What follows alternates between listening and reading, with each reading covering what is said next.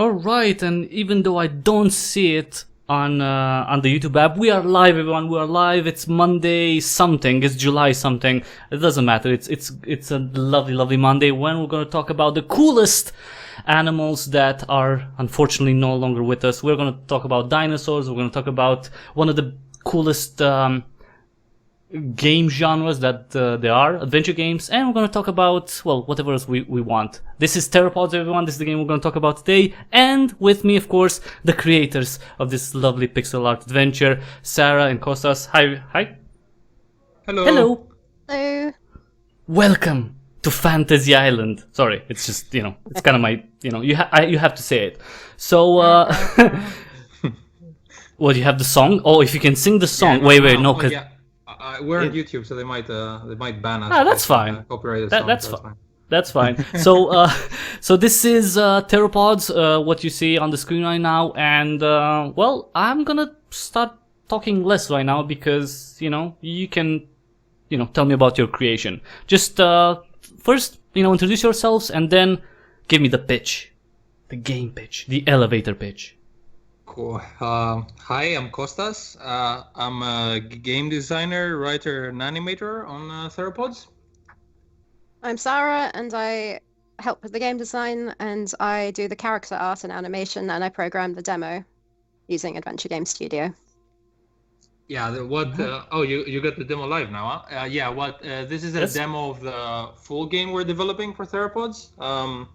If you're gonna get a glimpse of the full game, we got a trailer for it. And this is the demo is a part of the game towards the beginning of the game, and we made it as a proof of concept along with the trailer because right now we're in Kickstarter, and we're trying to get the game funded so that we can make the whole thing.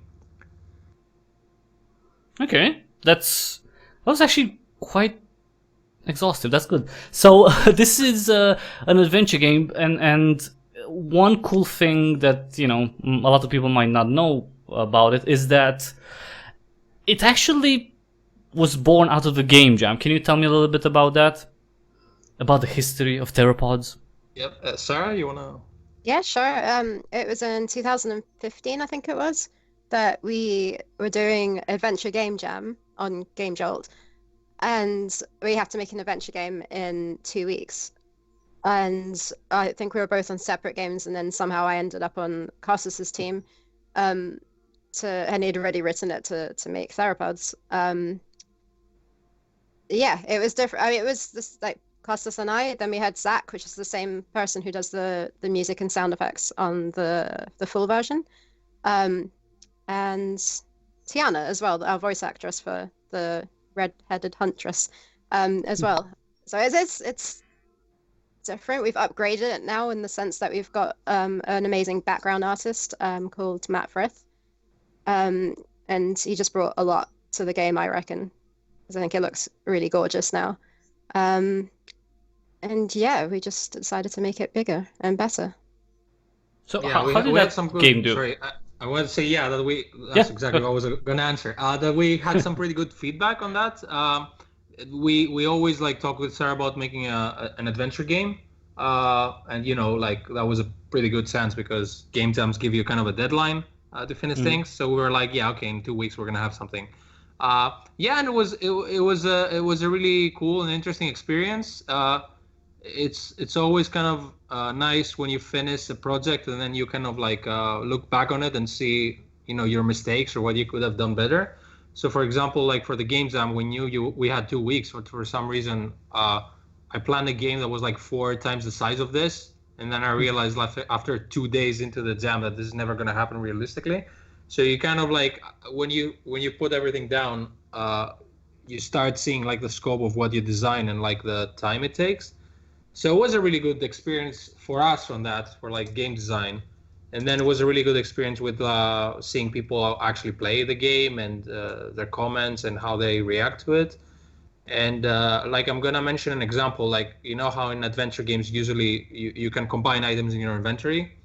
And most people know that when they play an adventure game. But if you give this game to any other player, if they haven't played an adventure game, for some reason we expected them to know that if you go in your inventory, you can combine items. And then when we were showing the game to people that never played adventure games, they were stuck. And then we realized that, yeah, we should have thought of this in our game design. So there were some blind spots in our design that we started realizing only after we gave it to people to play. I gotta say, I like how it's very cool that you're analyzing and like self-analyzing like that. It was a game jam game though. It's like obviously you were time constrained and you couldn't just think of every single thing and every single player that might play it. But that's a really cool thing that it's not everyone knows about adventure games, so we need to try something. It should be obvious, but when you design the game, you don't really think about it. And I was kind of like, I kind of opened my eyes to that after a while. Mm-hmm. So did the drive to make it into a bigger game, did that come immediately, or did you kind of, I don't know, took on any other project and then you said, Theropods, that game jam, that was awesome, let's do that?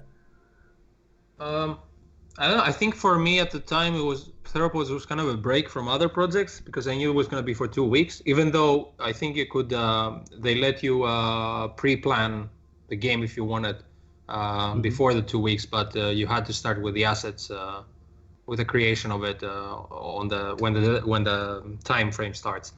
But yeah, after a while, we didn't come up with the idea right after we finished because we were super exhausted. But I don't know. I think after after we got for the first time like some streams of people playing the game, because that was the first game ever we kind of made, and we had people streaming it. It was a really cool experience to see people like getting what we're going for. And we purposely kind of teased the ending so that we would see if people were actually interested or not. And I mean, I think in the beginning of the game jam, in the end of the game jam, we had like a T-Rex appear and then it cuts the credits, which is really cheeky. But some people were like, "Oh, cool! I would like to play that in a full version." And then we started thinking about it, and yeah, we thought we should go for it. But that was a few years back, and we kind of underestimated the time it's going to take, and that's why we're in 2019 now doing the Kickstarter. Time flies. So what happened after the game jam in terms of how the project grew? Like, what did you add to it? What did you think of the scope of it? How much did you expand it based on the game jam version? Yeah. Sarah, do you want to say anything, or should I? You can.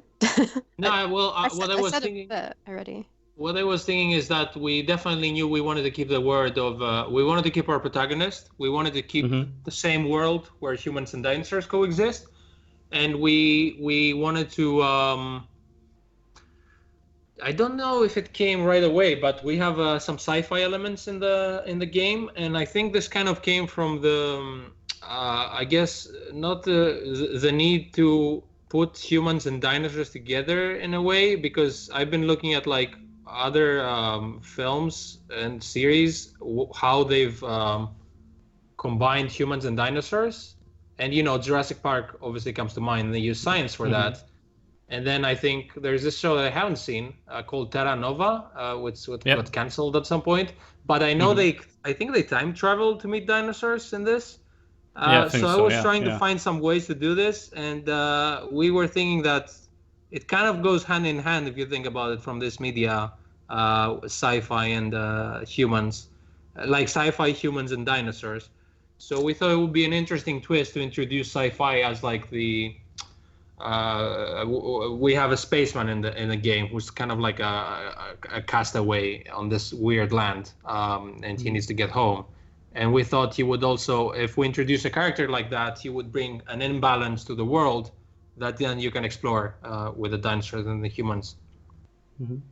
So this world that you created, is this like kind of like a alternate version of Earth, or is it something totally different? Are we in another galaxy far, far away? That would possibly go to spoilers. We would leave that for the full game. And also, we're still exploring this. We have a few ideas of where to take this. but we have to see if it works when we finalize the story. So yes to both of your questions, but yeah, we're kind of working on it, and it's not exactly a spoiler because we haven't finalized the story, but we do know where it's kind of going on that term. We just have to see if we're happy with it to finalize it. But yeah, there are some ideas on that. Okay. So tell me about the characters. Obviously, we have the Ginger Huntress, who's really, I mean, she's cool. I just what's the deal with her? Why did you choose her as the main protagonist? I think we just went with a red-headed ginger person that would look really nice against the greens of a forest. Is I think the reason why we went with like that look for her, and also just having a female protagonist. It's not that there aren't that many of them. I know there are quite a few, but normally. Oh my god, you're gonna get comments like, oh my god, Lara Croft was like a female like since 1996. Is like, okay, chillax. Yeah. But if you look at the majority, we've already had loads of comments on like posts and stuff that we've done. Yeah. About Horizon Zero Dawn, I think. But the funny thing is that this game came out, I don't know, I think a year after we did the game jam. Oh yeah, definitely after the version. Yeah. Definitely after that. We didn't even know it existed. Clearly you were inspired by that, but we weren't. Yeah, Kostas, you want to say anything because you? Well, yeah, I mean, it was definitely like we wanted a female protagonist, and the colors, as you said, because we thought of making it a ginger protagonist because it looks really good against green, I guess, in the jungle. As well. And to be fair, like I'm not gonna disparage blondes, but blondes have gotten a lot of screen time already, and I think redheads need a little bit more time in the spotlight. Let's be honest, they are underrepresented in the game, like in the game genre in general, games in general. That might be true.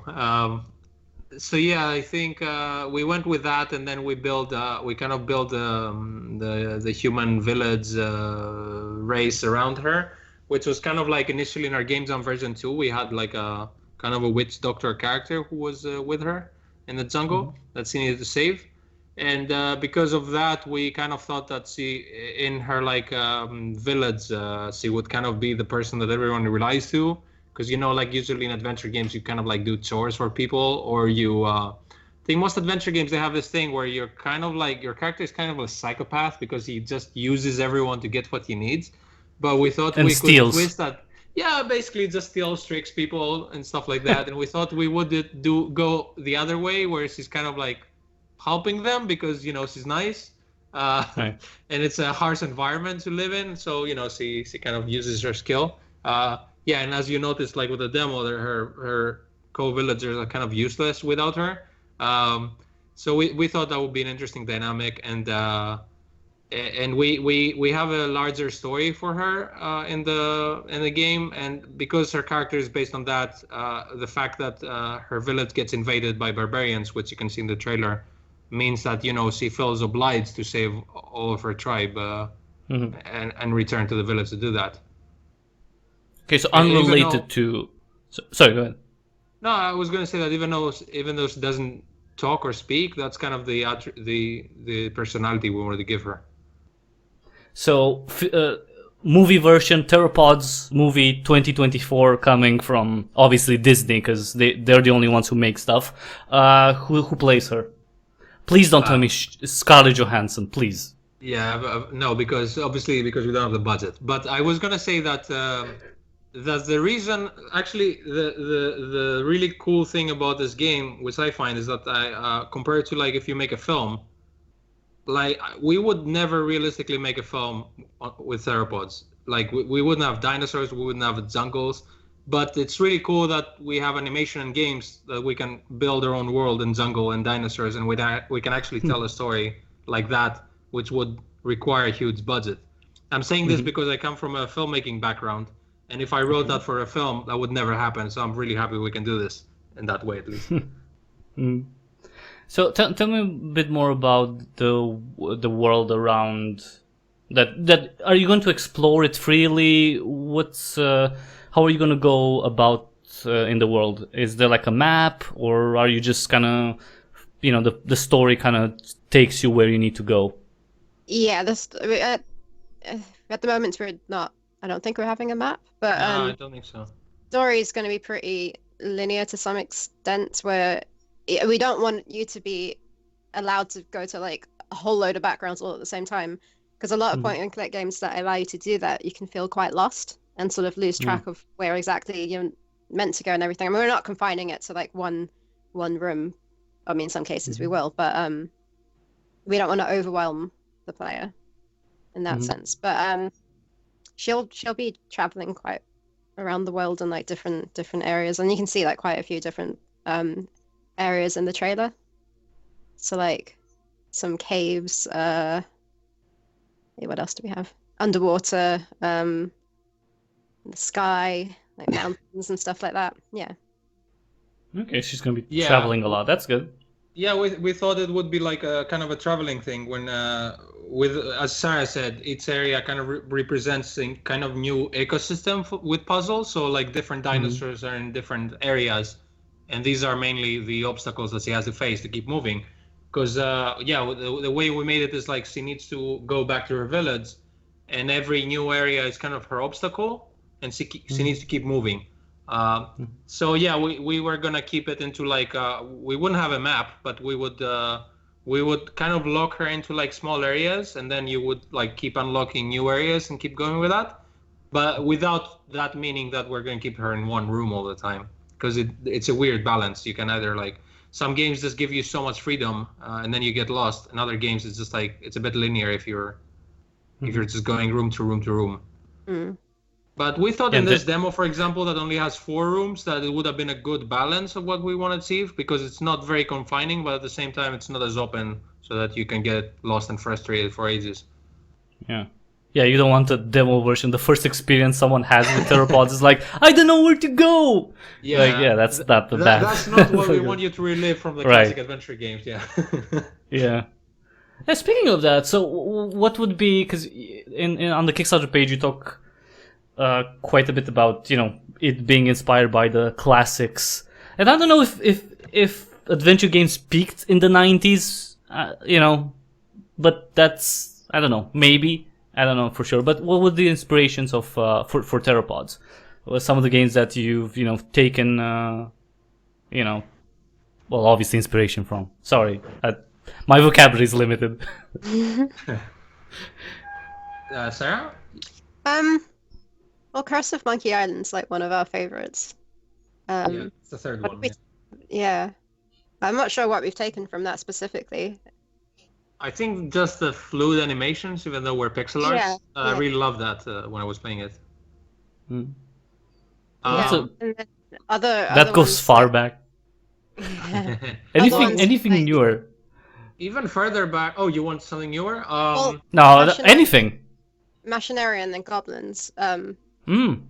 For the lack of dialogue. Right. Like yeah. Yeah, they're really charming. The lack of dialogue, they use a lot of voice acting, let's say. I mean, they just like make sounds, kind of like in our game. Which, by the way, we thought it would make sense, quote unquote, because, it's a primitive tribe, so they can get away with talking like the Sims, I guess. Then what else? I think we would say Day of the Tentacle, I guess, or Broken Age more recently, where they have multiple characters and you can swap between them, because we plan to have like the spaceman character be also playable. So that would be an interesting concept to try and like use 2 characters to solve the same puzzle. And then I mean, from the looks of it, we loved like the older Monkey Islands, like Monkey Island 2 especially. That's really pretty.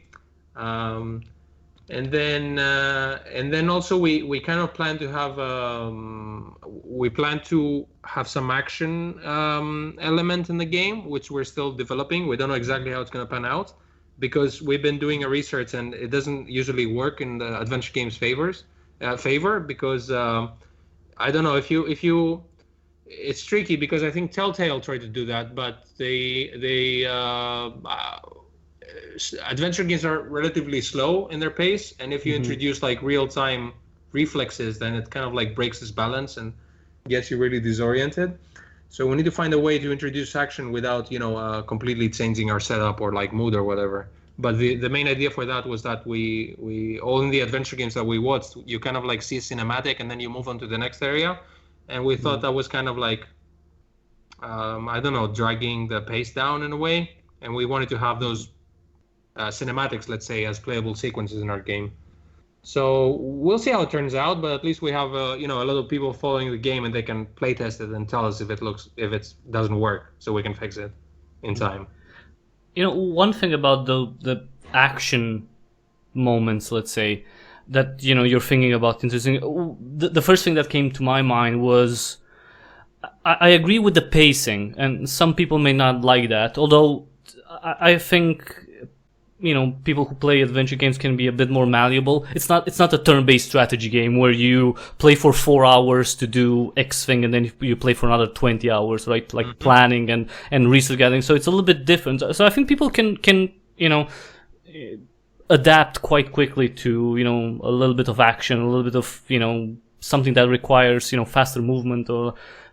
I think the controls could be an issue. Could also be a solution, as you said, because it doesn't. Maybe. It's not real time, at least, but it's one of the options we're exploring. Because I think if you give the player at least the, like our idea was to make this kind of like a cinematic story, and the part of a cinematic story is like it can't be slow all the time. It kind of needs its ups and downs, and that is the reason we wanted to introduce action. But we obviously have this problem that we don't want to mix it up too much, and I think if you actually give the urgency to the audience that they need to like do something actiony, that it could work the same as if you would have them do something in real time. Like, I don't know if you played Broken Sword 2, but the first puzzle comes to mind where like George is like in a burning building with a spider. Yes. And like you have basically, if you just leave your computer on for like 3 days, it's never gonna burn in this house. It's kind of like it's a manufactured tension scene. Urgency. Yeah, exactly. Yeah. But they have this nice music that's like really urgent, and you feel like it can burn any minute. Right. And I think it really works well, and I think you can do this in a game too if you make the player feel this urgency without actually, having them on a timer. So I think with the visuals, the music. Yeah, exactly. But you don't actually burn in this house with George if you stay there. So which is great, I think too, and it's like. Otherwise, it would take like a lot of the fun away, I think. So it always comes to like you can always theorize, but it always comes to playtesting to see if it's actually fun or not. It was like one of my favorite things from I think it was the first Broken Sword. I'm not sure, but you're in a cave or something, and is it a boulder or like a door that goes into the cave? It's basically a massive slab of rock, and it ends up if you don't move, I think, from it in time, it just falls like. I think it's beneath a steel sky. You're saying. No. Because I got this point where you just described and I quick saved there, and then I lost all my progress and I could never play it again because I kept getting crushed by the rock. Maybe I really thought it was there.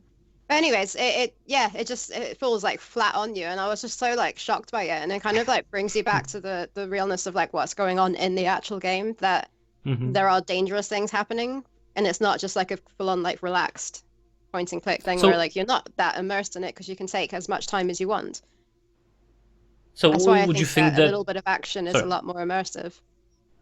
Right, but for example, like would you go for something like that has a consequence? That's what I'm asking. It's like, do you have an action sequence, and that's fine, but if you fail at it, what's the consequence? What would you want? Like the game to end and you have to load? Like no. How much?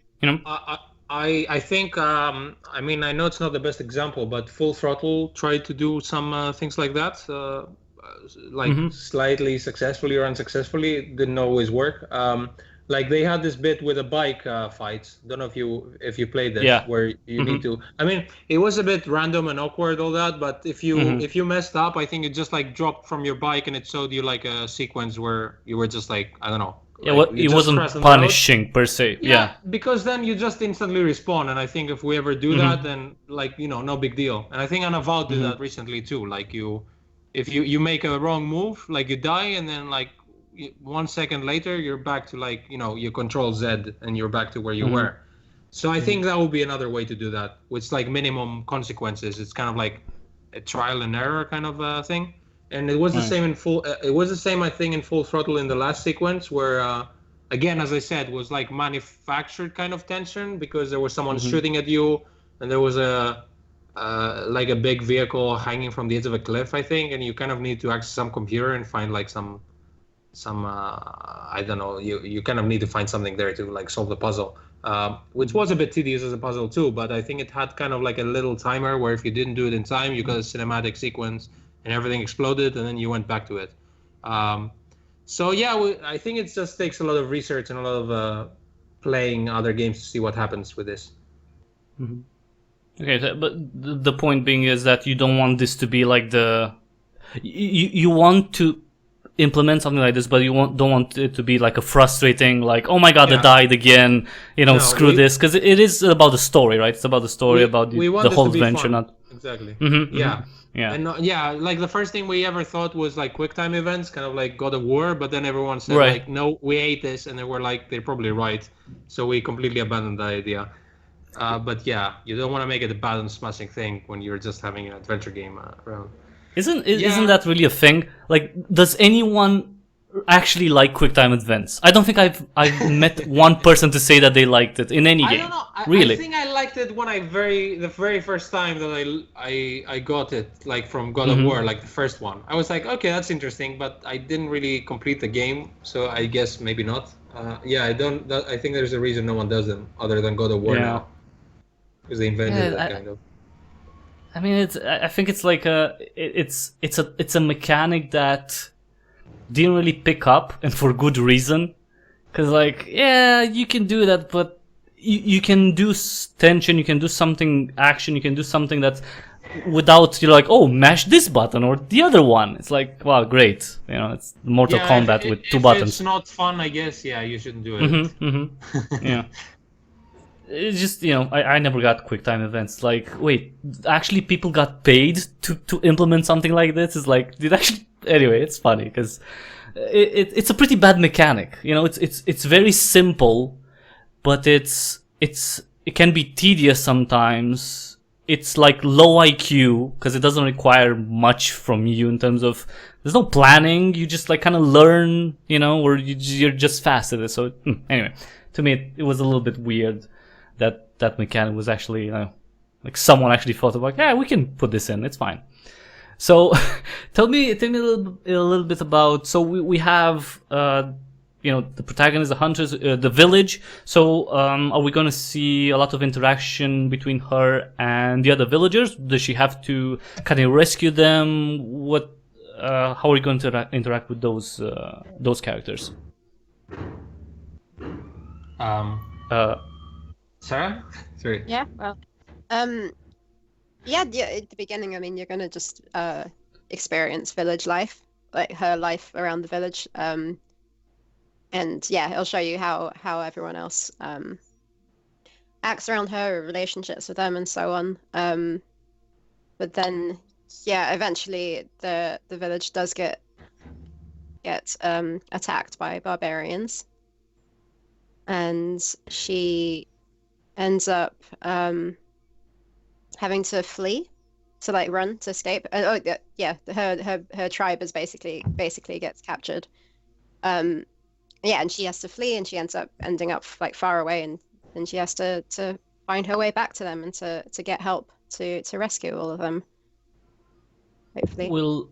Will this beginning part where you kind of see the village life, is that going to be like a kind of like a tutorial, or maybe an introduction to the world and the relationships with like both. of your character?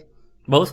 Definitely both. We'll have like tutorial, like for example, right in the beginning of this demo, when it's a very basic tutorial telling you that you have an inventory and that you can use an item on something, without having words telling you exactly what you need to do. So we aim to do it that way, and also to have small tutorials that show you the different mechanics, like I guess combining items and things like that, just so that you aren't expecting the player to know, further down the line, that they need to do something that we haven't showed them how to do. Because you can't expect everyone to know exactly what to do.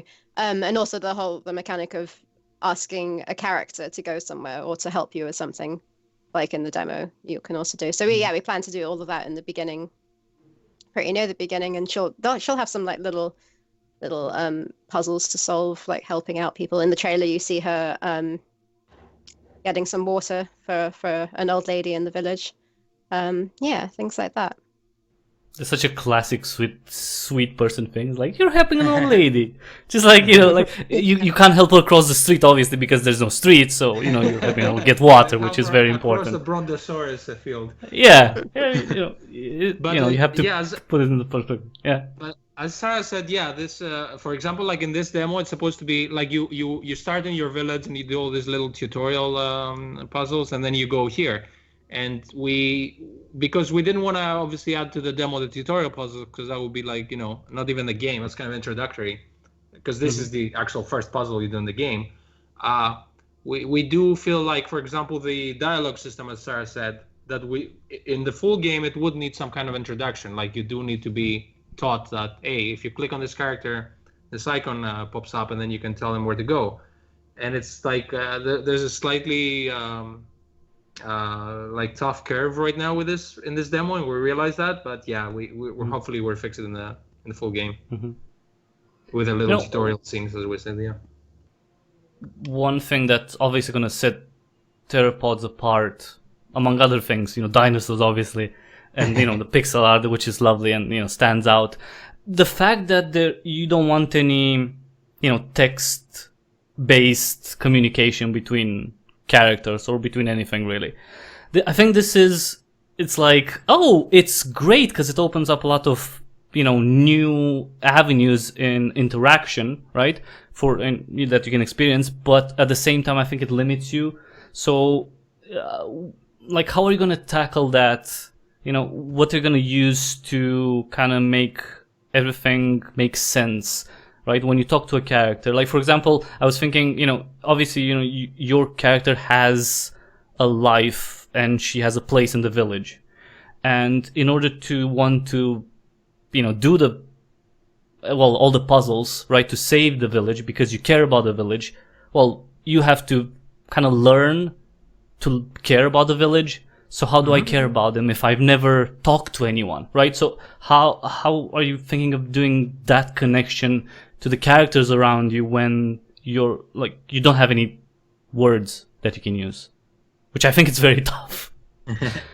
Like that, trying to do that without words. It's kind of a double-edged sword, because like as you said, the bad part is we can't use dialogue, but you know the good. Well, it's not bad. It's just like, you know, you're forced to do something else, right? No, design-wise, I mean, like it's tough because. But I was gonna say that the good part of that is that you don't need to write dialogue. You don't need to write dialogue trees. You don't need to get like a huge number of voice actors for it. So it frees you from a certain thing. But then again, it puts you into like a whole different category of game design, where especially when you have to like hint to the player. I think with like you mentioned like relatability and understanding the story, which is one part. And the other part is designing a puzzle where you have to give hints to the player of what to do next without telling them, you know, I need to get this thing or whatever. So, yeah, it is tough, and we're relying so far on first of all animation. So we're trying to have as many little animations as possible. Like we give you a little animation for everything if you're on the right track, and hopefully the player keeps playing. And the reward are the little animations, because when you see a new one, you know you're doing progress. And the other part is the, let's say, voice acting, which is mostly mumbling, but it gets the point across. Like, for example, if you try an item on something and the character is telling you which means that you know it shouldn't work there. And that's the way we're giving hints. And before, on your first point, saying how are we gonna tell the story, for example, like we do plan to have interaction with her and the characters. Like we have some scenes in the trailer, as Sarah said before, where she fills a pot for an old lady, or she's playing hide and seek with some of the village kids. So we plan to like through little moments in the village to show that she's beloved by them and that she helps them with like those mini puzzles that you do. And that's how we are meant to show this little backstory. And another way we're going to do this is we're going to use some because you obviously can't tell what they did in their past. So we're thinking of using some flashback sequences that are mostly playable, that shows the player, some backstories of the characters. Like we plan to show some event that happened during her childhood that will help people understand more about her. Oh, so we know where her mom disappeared. Yes, I think we touched on that in Kickstarter only with text, but yeah, the idea was that she lost her mom when she was little, from a giant T-Rex, and she's kind of petrified of his T-Rex, not only because he's a T-Rex, but because of the emotional, connection she has to that. I mean, to be fair, hashtag not all T-Rex. Not every T-Rex is a murderer, okay? But she's frightened. No, but okay. They all Sorry, are go ahead, Sarah. murderers. They gotta survive somehow. Well, I mean, sure they eat and they hunt and everything. And if you believe others, they were mostly scavengers, but apparently not. I don't know. It's still contentious. They're not gonna get offended if they're extinct, so I think it's safe to talk crap about them. Oh, it's 2019. You have people who are going to be offended in the name of every single thing out there, so it's fine. That's okay. I'm sure there are gonna be some people who say like hashtag not all T-Rex. What are you doing, man? You're like being bigoted against T-Rexes. They're just creatures. I think we're safe about their rights. Like it's fine. I don't eat dinosaurs, so we're good with that. I mean, you know what? You know what? You're safe with that. But then it would be like if you said like, "Oh, I would eat a dinosaur," if I would be like, "Oh my God, you're gonna eat meat, murderer!" It's like, no, we're supposed to only eat plants. It's like, come on, right? So okay, it's a good thing that you mentioned the T-Rex because that's a big character, I guess. It's gonna be one of the main baddies of the game, right? Of course. Okay, is that a question? Sorry. Well, just tell me a little bit about the guy. I mean, what is he like? Because he's like a force of nature, let's say, right? Like he's not like I wouldn't say animals inherently evil. So we do use him though as an obstacle, let's say. The main if someone is evil, the main evil would be the humans in the story, which is like the barbarian tribe that invades her village. What's their story? Yeah, I mean, we thought that would be interesting because if you watch like Jurassic Park or The Walking Dead or anything with like supernatural beings or The Thing, I guess, like obviously you have this mindless creature that kills everyone, but the humans don't really make it easier on themselves. Like either they're greedy or they're selfish or they're afraid, and they kind of like always make things worse. And we thought it would be interesting to like develop that more with the human characters. Right. So what's the deal with these barbarians? So they kidnap the people in the village? You have to rescue them? The idea is that as you see in the end of the demo, there's a big yellow rock that falls down the village, and the idea was that this is caused by the spaceman crashing in his spaceship, and there's a big yellow rock that crashes on the village, and this is like part of the spaceman's spaceship.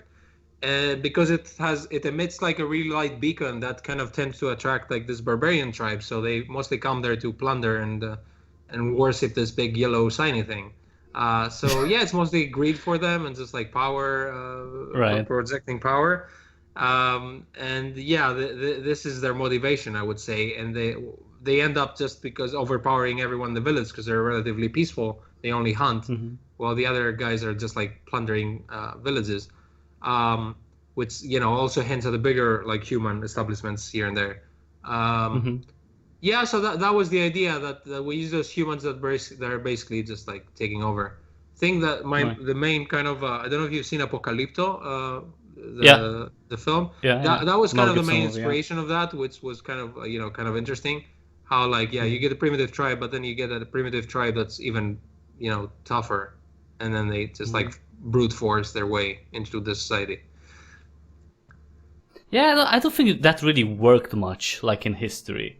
You get that idea, but it's like if you take human history and it's like, you know what, a band of raiders that their only thing was to go and plunder and kill, usually they did not survive long because that's not a stable way of existing and of conducting business and doing life in general, playing the game of life. The ones that have eventually survived are the ones that started agriculture and started cities and didn't kill each other every single stuff like that. So it's there are elements like that, but what can I say? I'm sure at the end of Theropods all the all the barbarians will be converted.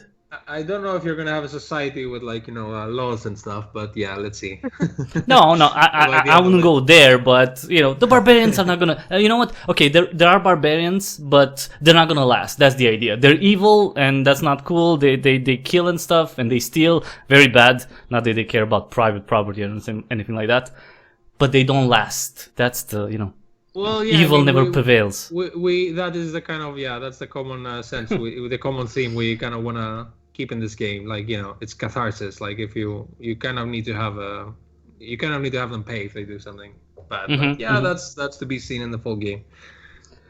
So obviously one of the big elements is the dinosaurs, right? So can you tell me a little bit of what we're going to be able to see? So we have obviously the T-Rex, we have the parasaur here in the demo. What are we going to see throughout the game? What do you have planned? Because dinosaurs are awesome, and the more the merrier. Well, the more the merrier, unless you design the game, and then we don't want to go too crazy because we'll be working on this for a decade.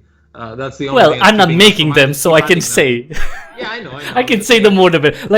Just you know what? You just make the dinosaurs. I'm just gonna give you a list of 50 dinosaurs. I want all of them. I just found out about a new one called Gorgonopsid, and it looks really cool. So This is my disclaimer. We won't have any dinosaur in existence in this. Yeah, Sarah, do you remember the name? Well, no, that's why I was gonna say, do you remember the names? Oh, this is gonna be Oh, come on! A Stegosaurus, maybe like a Triceratops. Come on, these are people who know this stuff, right? Like Velociraptor. Definitely having Velociraptors, the T-Rex, pterodactyls. Okay. The little tiny ones that I did know the name of, but I can't remember now. Compsognathus. Yeah. Compies. If anyone plays Ark, they're like the little compies. That's how they're named. Yeah, they're little raptor buggers. Yeah. Yeah, those guys. Did I say Triceratops? Yeah,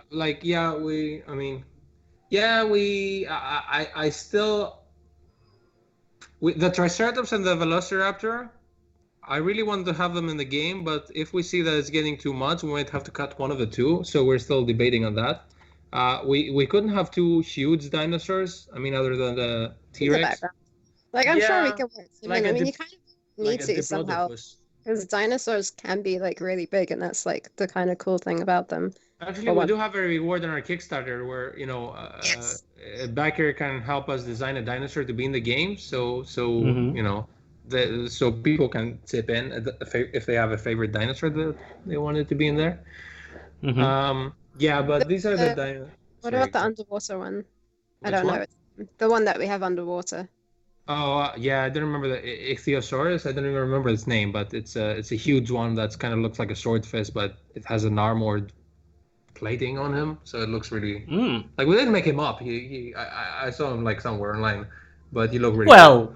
Well, okay. You say you didn't make them up, but there are people online and in this world who think dinosaurs have all been made up. So, dinosaurs are made up. The moon is not real. Space isn't real, and the Earth is flat. I mean, dinosaurs on the moon are real, though. I think. I don't think the moon is real. That's the problem. I like we're not discussing if the moon landing is real. We're discussing if the moon is real now. That's old thing. Seriously, there are people right now who say that the moon isn't real. It's a whole thing. It's weird. It's all okay, so if anyone wants a specific dinosaur, right? That's one way of them realizing that dream is pledging. What's the amount? I think it's 400. I don't remember. I know the 200 euro pledge. Yeah, it is 400 euros. Yeah, just okay. Well, okay. I mean, it's not the only thing you get with a game. You get a bunch of other stuff too. But yeah, we right, of course. But why? Although Okay, so if you want a really although weird... no one had backed this reward yet, so I'm guessing we're still keeping our dinosaurs for now. But yeah. No. There are two. There are two from the €1,000 tier. Oh, Because that's true. the Yeah, that's true. tiers That's very above true. it. Yeah. Oh, it that counts. You're right. That's So what if very I give true. like €400 and I tell them I just want a really, really long and thick Brontosaurus tail in the Yeah, game, that's like fine. to You can whip her around. can- That we, works.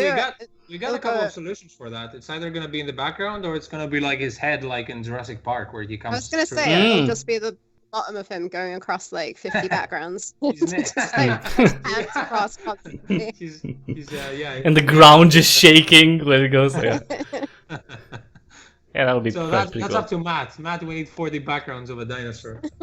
Well, no, I guess it's me, isn't it? That's the character, and he's probably going to be taking up Yeah, the full but it's background. not the void. Yeah, he must be. I guess it's duplicated. Yeah. Well, Hope you're getting better at the demo there, because it's like the 9th time you're playing it in a loop. Huh? no, I mean, I can't really show anything else because you didn't give me like the full Well, build with we- the tutorial. I'm sorry. I'm working with what I have. Okay. We got the game jam version actually, but I don't know if it takes time for you to set up, and it's a whole new different puzzle for that. It's like 3 different puzzles actually. Well, why didn't you tell me? Cause I just realized I've played my day game, so I knew that.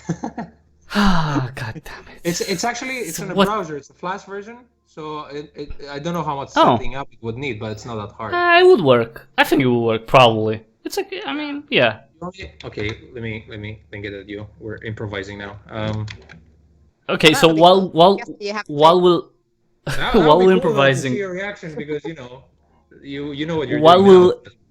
while we're improvising, tell me a little bit about the spaceman, because I don't know if you just confirmed here, like exclusively, obviously only on Cryptic Hybrid, that there's going to be a playable character, and that's something that it's funny. You can't see my my notes. I had like a bunch of notes here, and I put like alien, comma spaceman, secondary character. And yeah, you just confirmed that it is going to be a character that you are going to play with. Can you tell me a little bit about what's going on with him? Maybe, anything that's not spoilery about him, and the gameplay with him. Is it going to be something different? Is he going to have like gadgets or different powers compared Yeah, sure. to, obviously. Yeah, the idea for What? him was to like we wanna keep a secret, like what this guy is actually is, because he looks like an alien, he looks like a robot, he looks like anything. So we're keeping things mysterious. The idea was that he would have to work along with our main character, because from his point of view, he's kind of stranded on this place. He needs to go back home, and he's missing this crystal that he needs to put back in his ship to travel back. So he kind of needs to go back with her in the village, and she kind of needs someone to help her. So we thought we would naturally just like give them the same problem in a way, and make them work together. And what she brings into the table is basically her survival skills and her knowledge of the jungle and her agility. And what he would bring would be some sort of technology. Like, for example, he would be able to go underwater in one of the levels, as we said, because he would have his suit. And he has a little droid companion that has like some interesting little gadgets here and there. Yeah, I think it needs JavaScript for that. Fucking Flash. Yeah, I know. Son of a... No, it's... we're not making this in Flash, but yeah. Yeah. But the idea was that he would use his advanced technology and like the strength that his suit gives him to like lift stuff. So they would kind of complement each other on that. Okay. So just quickly on the Flash thing, when you click the thing on the search bar or whatever it was, it said run Flash this time. Did you try that? Okay, there we go. It's the Brave browser. I don't know 100% about it. Like, I've been using it for a few months, but anyway. By the way, use the Brave browser. Download it to the link in the description. All the good stuff. Sorry. It's just I have to chill a little bit. All right, so cool. So he's going to be one of the So what, I don't know, like how are you gonna communicate with him? Is he gonna have like a transcoder or something? Yeah, they're gonna grunt. Hand That's gestures, the same way you'd try to like communicate with someone that you did not know the language of, I guess. Yeah. Well, it is a good question that we had a few ideas that no, right click on that. We had a few ideas that we're still working on, but I don't know. Like we had a very good idea, but I don't want to get into spoilers, so I have to be as vague as possible. But yeah, if you want to zoom, do you want to zoom in, or you're just looking at the controls? Yeah, it's okay. I just I think I if you forgot it's control. control wheel, you Yeah, can yeah. like make the screen bigger, right? Yeah. It's just yeah. Okay, cool. Sorry, I did. Good. No, I can let you play through this because I'm interested to see how you do. I'm gonna do it perfectly. Sorry, what are you doing? This isn't about me playing. Just Jesus Well, Christ. it's about Okay. Theropods still. I mean, it's not. Sure, but it's like you presenting the game and saying that how awesome it is and how great and everyone should pledge. And one Yes, thing please, that yeah. well, that's true. One thing that definitely helps, I think, with people being attracted to the game and wanting to see it and everything, the visuals. I think the pixel art is amazing, and I've said it before.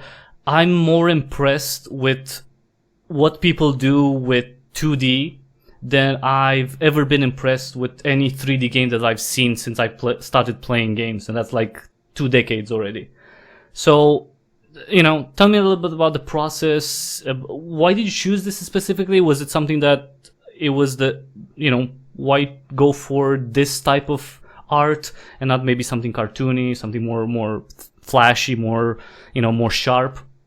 Why would you choose this? A lot of people ask that, and basically, you go with the skills you've got. Is what I say, because like not everyone has the ability to do multiple like different kinds of art forms, and then you have this like wide variety of ones to choose from. It's not like we're hiring an artist to do the art for us. We don't have that budget. So initially, when Costas did the game jam, when I was not going to be on the team, he would have done it in his how do you describe it? Like hand drawn style. It's not crappy, because he does the rough animations, the rough designs, and everything to start with in like line art. And then I do the pixel art on top of that, and Matt does the background pixel art on top of that. So yeah, when I came on board, I had been playing around with pixel art and was enjoying it, and so yeah, we decided that we were going to go with that. It also has like a reminiscent kind of feeling of like the old school pointing click games where it's in pixel art, but it's also totally different because it's like now I feel like pixel art is kind of an art form in itself. Back then you went with pixel art because that's what you could only really do, whereas now you can do it with like whatever color palette you want, and we're doing it in like a lower res chunkier style, so you've got like a lot less pixels to work with to make something look detailed and look like what it's meant to look like. But yeah, we get asked that a lot, like why we chose pixel art, and then you get people complaining saying like, oh, it's pixel art, and like I don't like it because it's pixel art. Pixel art is so overused. What about 3D like realism? That's like like been used so much, but like people don't complain about that. There's just people seem to like hate on pixel art. I don't get it. I don't mind it because everyone each to their own. But yeah. We get some people getting angry because we used like key art on our presentation. Is like the key art is in 2D, and then they click on it and they see pixels, and they feel like we cheated them or something.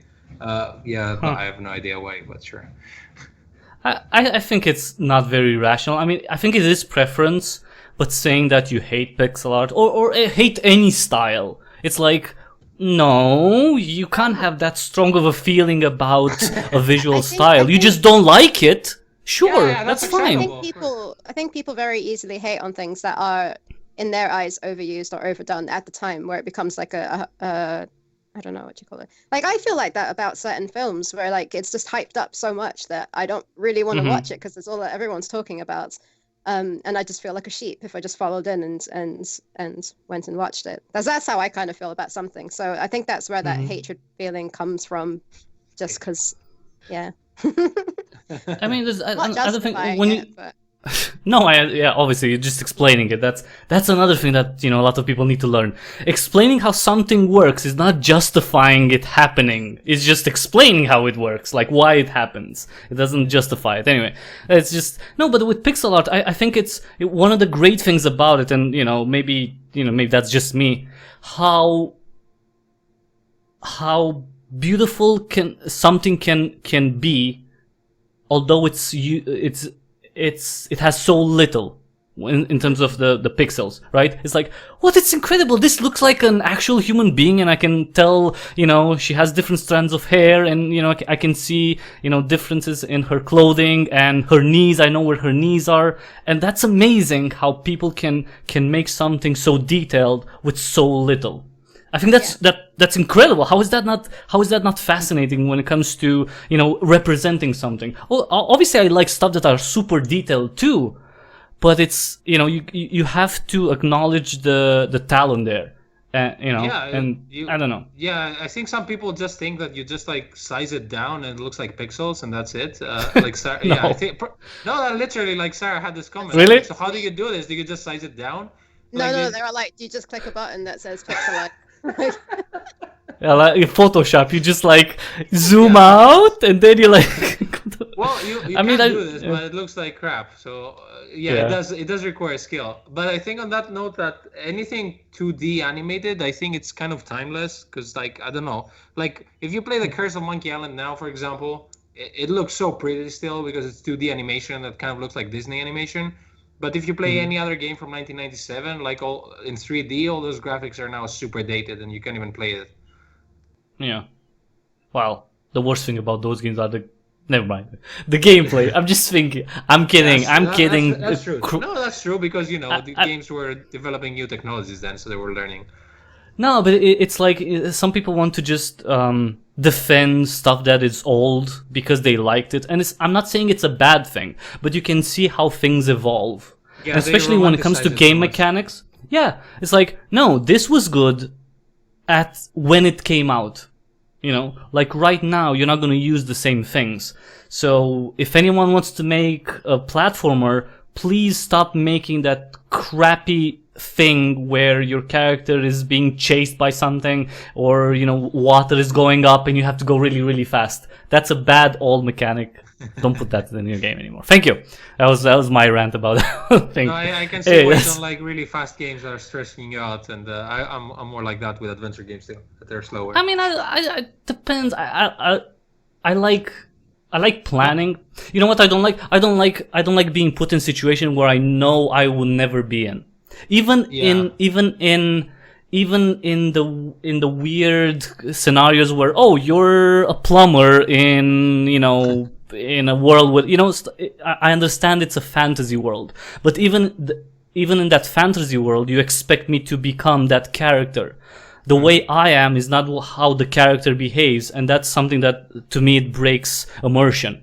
Because I know myself, I know what I would do, and I know I would never be in that situation when that character is. And the only reason why the character is in that situation because someone else wanted it to be.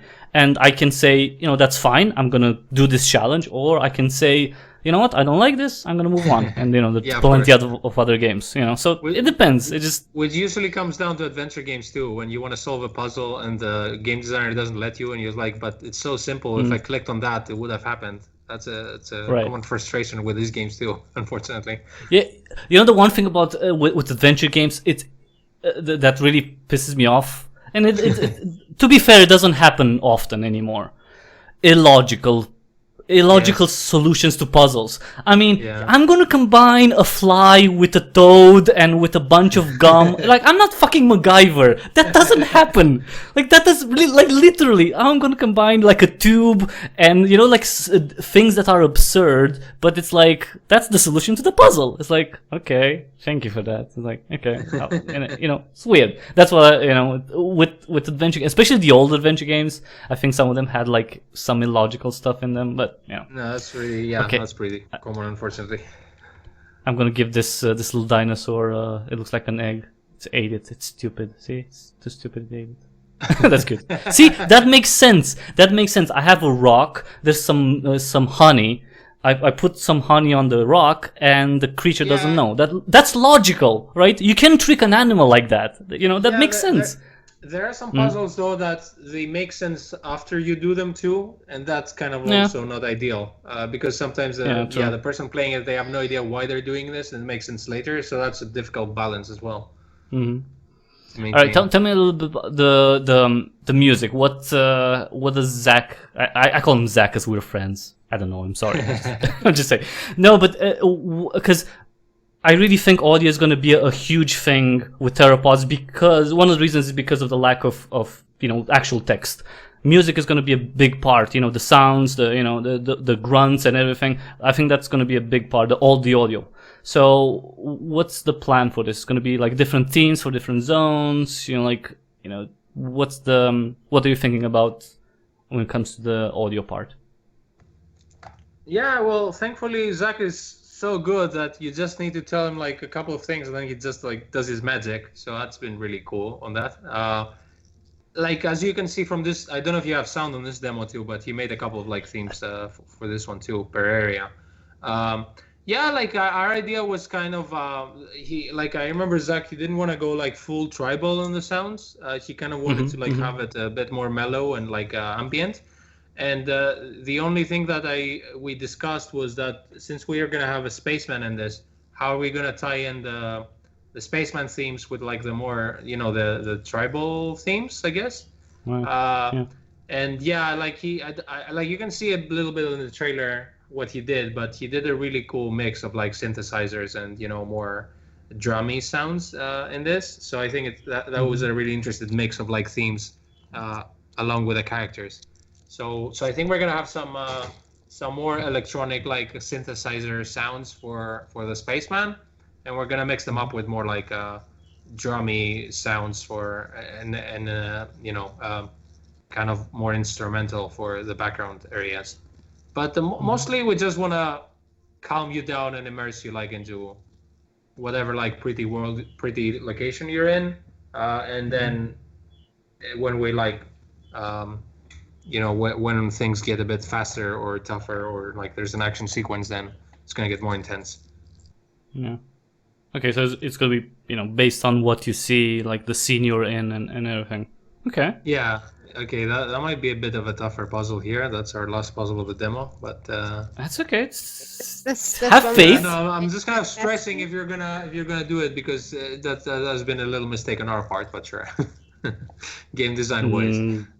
No, never say that. Like, don't say that in public. It's like, I made it this. No. I don't care if I made a mistake. A 2-week game jam. Like we were very tired. Like by the end here, like for example, when you picked that up just now, we forgot to put in the animation for it, so a lot of people missed the fact that you had just picked up an item. Yeah, exactly. Yeah, but you look.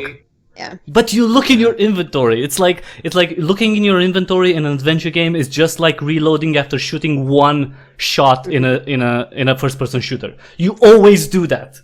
That's like you always do that, like instinctively. It's like, what do I have on me? What I could use. Anyway, that's what I think. I don't know, but I think my when you see people playing the game and then they all get stuck at the same point, then probably you've messed something up there. That's my theory, at least, for messing up. Well, you know what? You would look though. Okay. Like I understand that you could have put the animation in, but you can come on. I just opened the thing and it's like, oh, there's something new there. Yeah, but what can I do with it? Don't open it for ages, and they get frustrated for 5 minutes, and they're like, okay, what do I have in inventory? It's an adventure game. Mistake though. Like it should be an animation there. Right. Like there's no reason why there shouldn't be. We've even animated it and we forgot to put it in. Oh. Okay, wait. First of all, is this the mama Triceratops and this is the baby Triceratops, and she wants to get to him? Oh, little poor baby. I want to save the baby. See, this is nice. This is cute. You're not gonna like this demo, but yeah, go on. I'm not gonna save the baby. What, you're turning me into a baby Triceratops murderer right now? That's fine, just play. Jesus, I can't believe this is like. It was supposed to be a nice game where you saw dinosaurs little boy's dream, and probably every little girls maybe too. Why not? Nothing bad has happened. Okay, but you're not giving me like confidence that this baby's gonna be reunited with his mom the way you talk. Jesus! Oh my god. Now I'm like, if I do anything, it's gonna kill the baby. I'm gonna crush the baby with a rock. Can I give a hint because it's not your fault if you get a bit stuck here? No, wait. You just talk about your game, please. Please continue. Well, I'm doing both at the same time, I guess. Okay. All right. Let me figure this one out, okay? Because yeah, sure. Maybe I can. I'm just saying, maybe I can. It's like, okay. Tell me about the technology of the game. See, this is not supposed to be here, I think. Or maybe it is. Okay, tell me about what are you using, what engine you're using to make the game, and why. That's very important.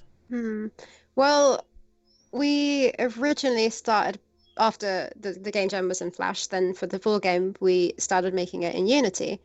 We didn't. We went through 3 different sets of programmers, perhaps, making it in Unity, and it didn't work out for various reasons. One of them, they were using I think it was the last one before the current demo. They were using a plugin called Adventure Creator, which it ended up having limitations, and it didn't look like how we wanted it to look. For example, it wasn't pixel perfect, so the UI and some other things, the size of the pixels were smaller than the rest, than the background, and I don't like that. Like, personally, I don't like it. It has to be pixel perfect. The pixels have to move a pixel at a time.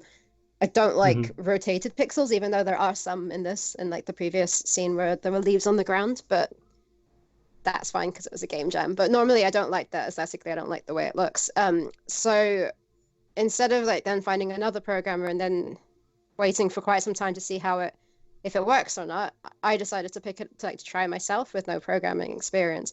And it's kind of better that way in a sense, because asking someone to make you a game in Unity, but you don't know what can be done in Unity and how to do it and everything, it's kind of hard to then just pick an engine of which will suit the game best. So yeah, anyway, so I ended up deciding to do it myself. I tried Adventure Game Studio because that's quite specifically for adventure games.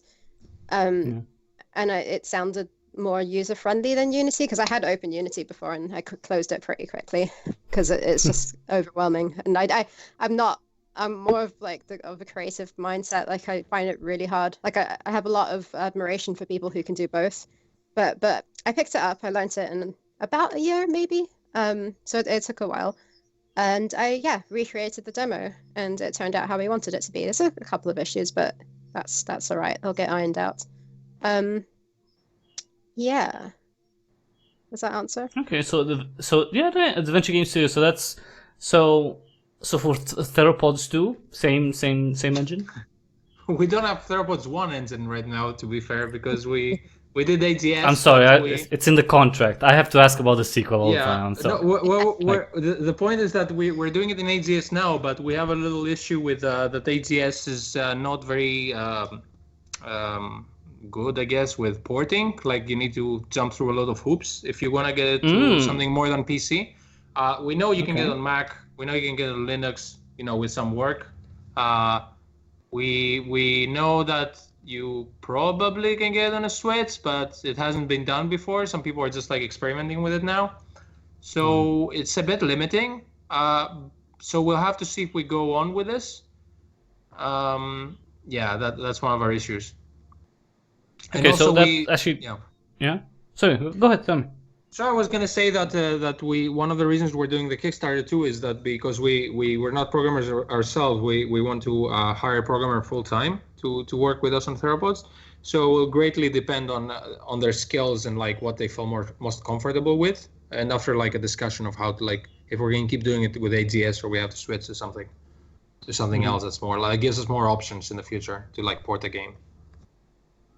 Okay, because that's and that's ties into another thing that I want to ask about the platforms that so PC and Mac. That's because that's the baseline for Theropods. Those are the confirmed, let's say, platforms that you want to release on. Yes, that's pretty. Yeah, PC and Mac for sure, because we know we can do this. And we kind of wanted to, not go too crazy and overpromise things, because we're trying to keep things, kind of decent for now. So yeah, that'll be it. No Flash version though, this time. No Flash version. Like, how do you monetize that? I mean, can I give you a hint? Because, yeah, sure. Yeah. I've been pixel hunting, but unfortunately, it's a time-based puzzle, because we never told you that we have time-based puzzles. So like that. Okay, I just did it. It needs I have to some click kind of, again. timing. Yeah. Yeah. Okay. That's it. It takes. Sorry, I just like exactly what I. Hey, Yeah, click see, another like, you time. don't have to say sorry, because that's our bad, but yeah, that's one of the reasons that we said combining inventory items. Like, you knew how to do that, but someone who doesn't know how to do that, it's extra difficult too, because we never told you can. That's fine. I mean, you can assume, I guess. That's fine. Oh, I have a tube. Oh, I can shoot. I guess I can shoot the Triceratops. I don't want to shoot. Oh, so it comes down. Oh, little baby. Never mind. It's okay. All right. Tell me a little bit about the Kickstarter, the campaign. How has it been going? What's the reception? From the. Oh. What was that? No. Oh, it's fine. It's fine. We're fine. You haven't Okay, played sorry. the game for ages. You thought that was a bug? No, it's not. Yeah. Sorry, I kind of blanked out on what you were saying there, because I just realized what you did, and I thought it was going to break and like you'd have to restart it or something. Don't worry, continue. We're fine. Can you repeat what you said? That was like, Jesus, my heart stopped. It's like, what happened? What happened? Is the cat fine? It's like, sorry.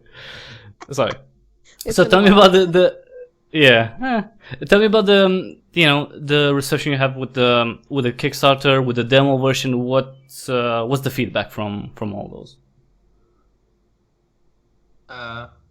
Sarah? Yeah, I mean, people seeming to like it. I can't think that have we actually had a lot of demo feedback since the Kickstarter? I mean, I want to see what happens. oh. Yeah. Right now I'm not gonna pledge to the Kickstarter anymore because you killed mommy Triceratops, right? Like, I'm just saying, that's the reaction, right? That's the case, right? People play it like on YouTube and stuff. Like the reactions like vary like a lot. But yeah. Really? Well, like, I mean, a lot of people I'm not- crying. I'm not- That's the thing. I'm not the murderer here, so that's all I'm saying. Yes. So can we assume that someone with a British accent had something to say about that Triceratops dying in that horrific way, and that baby Triceratops being alone in the world now? Well, you kind of ignore the fact we also use some guts, like, in a puzzle there. Like, we kind of wanted... The first version was a bit more gory of the game, as you can see. Like, we do have Triceratops dying. Like, we kind of want to explore this more. I mean, we don't want you to kill dinosaurs if you you don't want to kill more dinosaurs? Oh, that's great. Well, So I mean, it's not that's enough that they're survival in the jungle, extinct. right? They're something has to die extinct. eventually. Like, do you realize that they are extinct, right? So Well, this is like, what's the difference between being alive and not being alive? But It's if like we the extinct whole them, difference. Would we be more historically accurate eventually? Technically yes, but you would have to use like a huge boulder for that, like, an asteroid. Yeah. Anything else is like malicious intent from a human. Like that, it's like, oh, these creatures that, minded their own business. Think about it. For like 120 million years, they didn't do anything. They were life in its purest form. Life in its purest form, that's my idea, is life that exists purely as a manifestation of life. So humans are not a pure life, not a manifestation of pure life, because we can create life. Whereas creatures cannot create life. They create copies of themselves. Eventually people can create others. That's what I think. People can create other types of life. Like, we'll be able to clone dinosaurs eventually, right? So that's something that no animal can do. So these animals that are pure life, a pure manifestation of life, existed. They're gone now, and you come in 65 million years after. It's like, we can kill a few. It's fine. It's like, it's historically accurate. So what you're saying is you like the ending of the demo? There. No! You killed the mommy Triceratops. Hey, you killed the mommy Triceratops. It didn't do anything. It just made the game. Oh, you just may be an accessory to murder now. You can't win people over like this. It's like, I didn't do it. Well, actually, when we in this demo, the one that was on the loop earlier, when you aim the Parasaurus with a spear, we did have like various, as we didn't take any credit for it, but you didn't harm him. But we had a lot of people when they were playing the demo. Some of them were saying, "Oh yeah, I get to kill him," and others were like, "Oh no, I don't want to kill him." So we kind of like this, depending on your character, where you don't know which way it's gonna go, but we kind of force you to like make the choice. So it's kind of interesting that you let. Well, the you answer let is simple. player, So pick it up. if anyone, okay, there's two things. Like you can feel bad about killing an animal and still know that, you know what, that's what I have to do. I have to feed, the village. We're hunting. That's what people have been doing for thousands of years. That's normal. Hunting is normal. Everyone hunts, and for survival, this is not bad. You can still feel bad about killing a cute, adorable pixel art parasaur. Because he's adorable. Of course, that's the point of it. Yeah, that we want to. If you actually feel this about the pixel dinosaur, then we've done our job. I guess we made you feel something. But the Triceratops, no, because my intention, me who's pure of heart, not someone who just kills dinosaurs for fun and for game jams. Okay, I wanted to reunite the baby Triceratops with the mommy Triceratops, well, and you made me kill her. You could argue that you didn't actually mean to kill her. You were just meaning to, kind of blind her so you can escape, and this is what happened. No, actually, I wanted to just reunite them. I was thinking that that she would stomp on the edge, and it would like crumble, and they would make like a path up for the baby to go and. The idea was kind of after that we didn't expand it, that you would feel kind of bad, so you adopted the Triceratops baby because he doesn't have a mom anymore. As you can see in the end, at least you adopt him. You don't leave him there. Yeah, I guess that's nice. The least I can do after killing its mom. The least I can do is keep him for life. Yeah. Yeah, that's true. I can't believe someone is calling me at this point. Son of anyway, a... Sorry. I can't believe I'm defending a pixel dinosaur all this time, but sure, yeah. You know what? And that's the amazing thing about humans. You can say that we're all barbarians, but there's no, greater creature that has ever existed that you can prove that existed with the potential of the human. We can create beautiful things, and we can be monsters too, but it comes, that's the balance. You can make great things and you can make horrific things, and the choice is to make the great things. That's the only thing. It's easy. Just be good. It's just like, don't be bad. It's just like that sounds like an Arnold quote, something that Arnold Schwarzenegger would say, like, be good. Like, that's it. That's his whole thing. He's not that smart. But we can also answer the question that we didn't before, because I was looking at you killing dinosaurs. That how the Kickstarter is doing. God. Should we? Yeah. Okay. The demo, the Kickstarter, anything.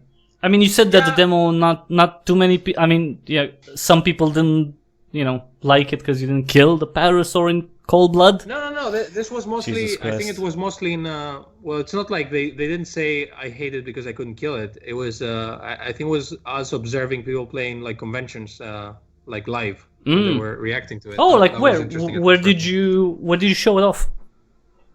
We had, I think we saw the game 3 times.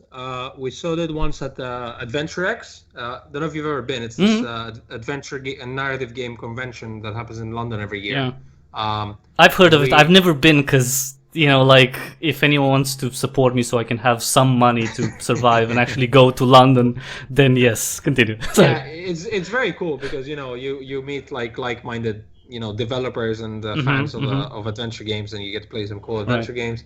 And we the first time we went there, we had people check it, and they that was really cool. Then we went to Athens Games Festival last year in October, and we showcased it there too.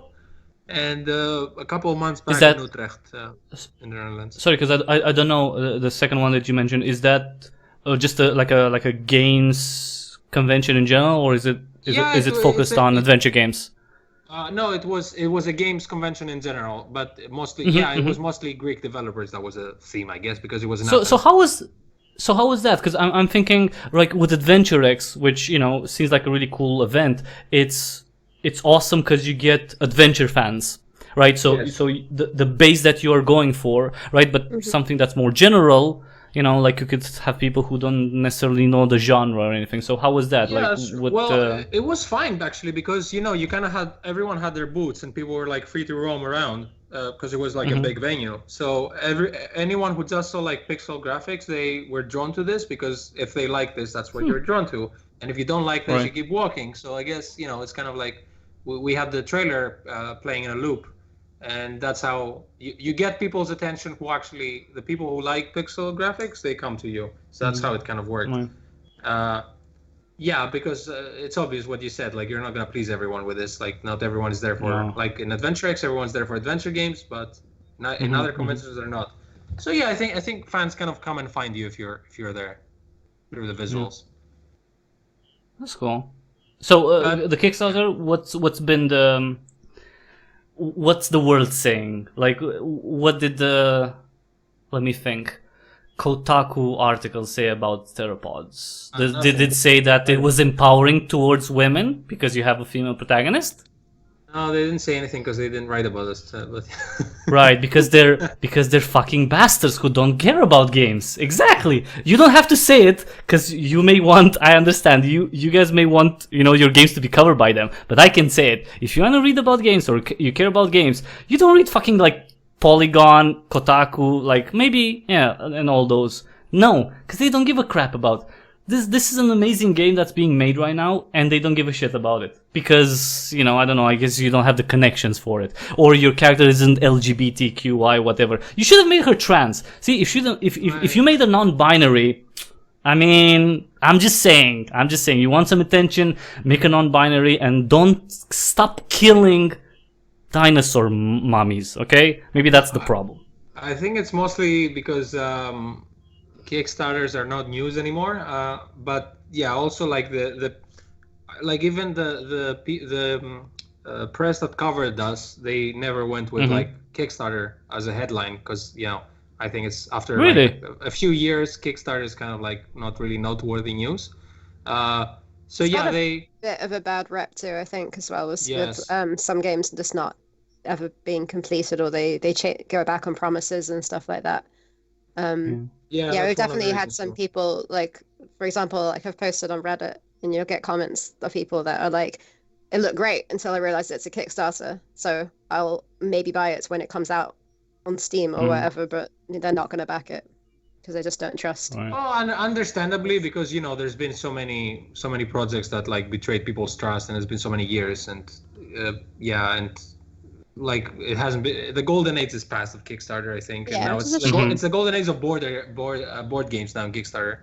Oh Jesus! But I mean, but the thing is that don't get me started. Like, well, I mean that's fine, whatever. Like it's good like for someone who has never played a board game in their life, because I was born in a fucking communist country, so socialism, it's awesome until you actually live in it.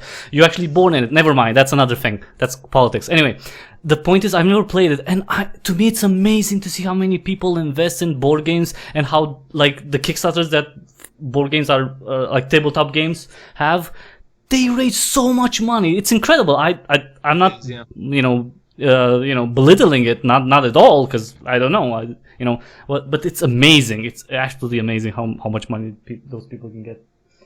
Anyway. No, yeah, it is. They also cost a lot more, though.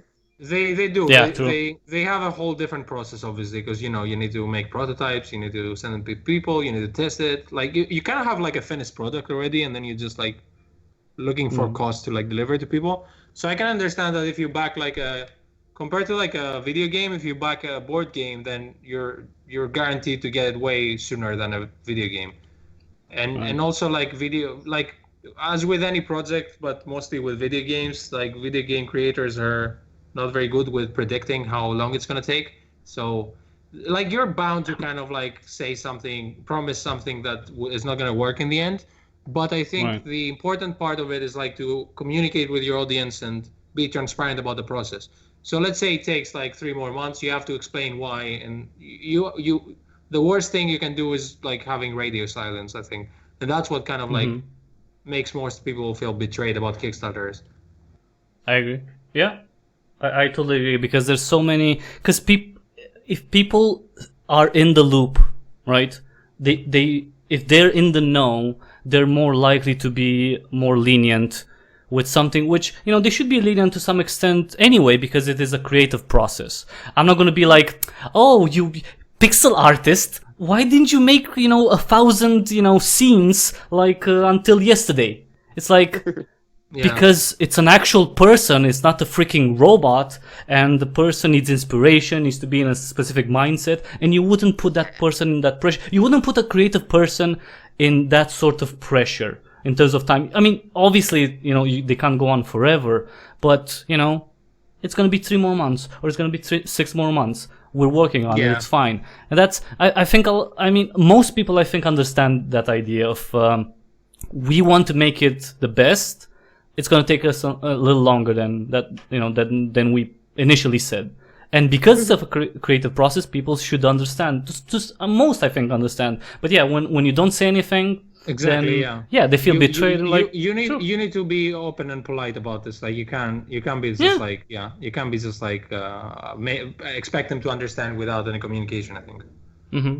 Yeah, if you're truthful, I think people gravitate to that. If you say, you know what, we hit a snag, that happened, it's not going to be August 2021, it's going to be October 2021.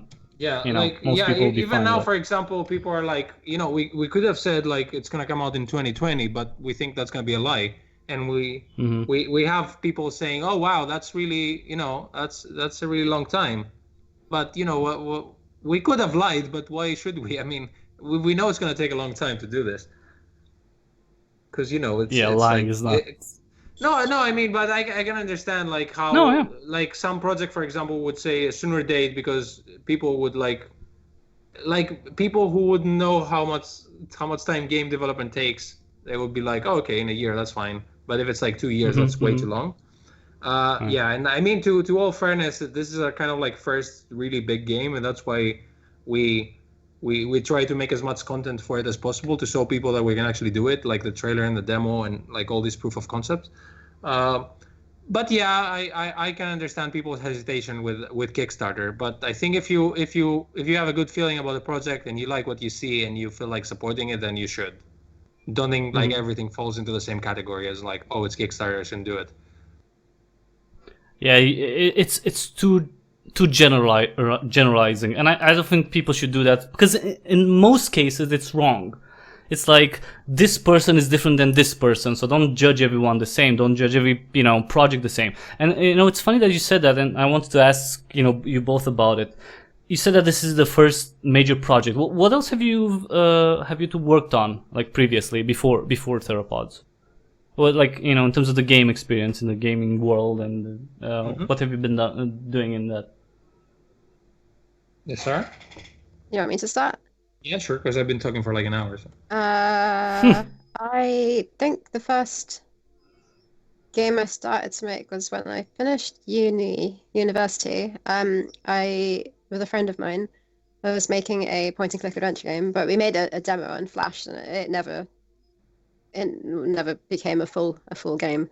So I had done that, and then, my timeline's really bad.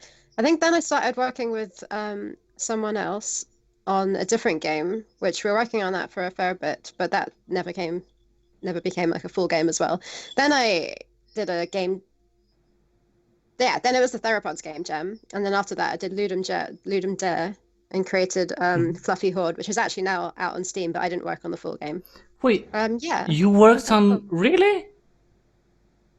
Do you know Fluffy Horde? That's adorable. I played I played the demo version. I played the full game. It's adorable. It's like it's so one of the. You're okay with killing bunny rabbits, but not Triceratops. Yeah, because bunny rabbits multiply like crazy, and I don't know how Triceratops was multiplying would if it was an issue back then. To be fair, I mean, you know what? If I would have to choose, it's like, what do you want to live? This little bunny rabbit or this Triceratops mommy? I would choose the Triceratops mommy. Well, not because I feel like they even have like 10 babies each, right? Yeah, well, yeah, but that's so it's easier. What do you think the gestation period for a Triceratops is? It's like, I'm sorry, but it can't be the one. The rabbit has like 1 billion babies in 2 years, so the population will be fine. But the Triceratops is like one egg, one baby. So precious. It's like an ancient elephant. You wouldn't kill elephants because elephants take so long to have babies and to grow and to become smart and have herds and stuff. So yes, I would kill the bunny instead of killing the Triceratops. but Fluffy Horde, it's adorable, and I really like the mechanics. It's adorable. It's a really good. I didn't know that you worked on the game jam version. That's really cool. Yeah, it's a really cool game. Yeah. Some of my character art and animation is in the full game as well. It's the same. So did you make the princess bunny who's like a Playboy bunny thing? No, Okay. no, definitely not. I was like, but what Sarah didn't mention is that we both started animation. We met in the same animation university. So that was our background. We were doing animation before that, like little movies and films and stuff. And at least for me, that's where the no voice acting comes in this game too, that we kind of, because we didn't really want to have any voice acting or bother with voice actors, we learned how to make films with no voices. So it kind of taught us how to make like little stories without voice acting, and we thought we would do the same here because it's kind of like we were kind of trained to do this, I guess. For me, like too, I started with animation and like animation films, and then I made one previous game before Theropods, which was a beat 'em up game, kind of like Golden Axe. It's also on the same website as this, like it's on Flash too. It's the same website as what you're playing now. And like after that we work on Theropods. Then after that I moved to like film and editing and visual effects. So I was doing in parallel like short films and like feature films and editing and animation and stuff like that. And that's creative stuff we're doing, I guess. So no voice in Theropods too either. It's a creative choice, what can I say? I'm still gonna do voices. I'm just gonna when I play the full game, Theropods of course. Now the second one, that's further out. But when I'm gonna play the full game of Theropods, when it comes out, I'm gonna try to do some voices and be like, me, like, stuff, something more than grunts, but yeah.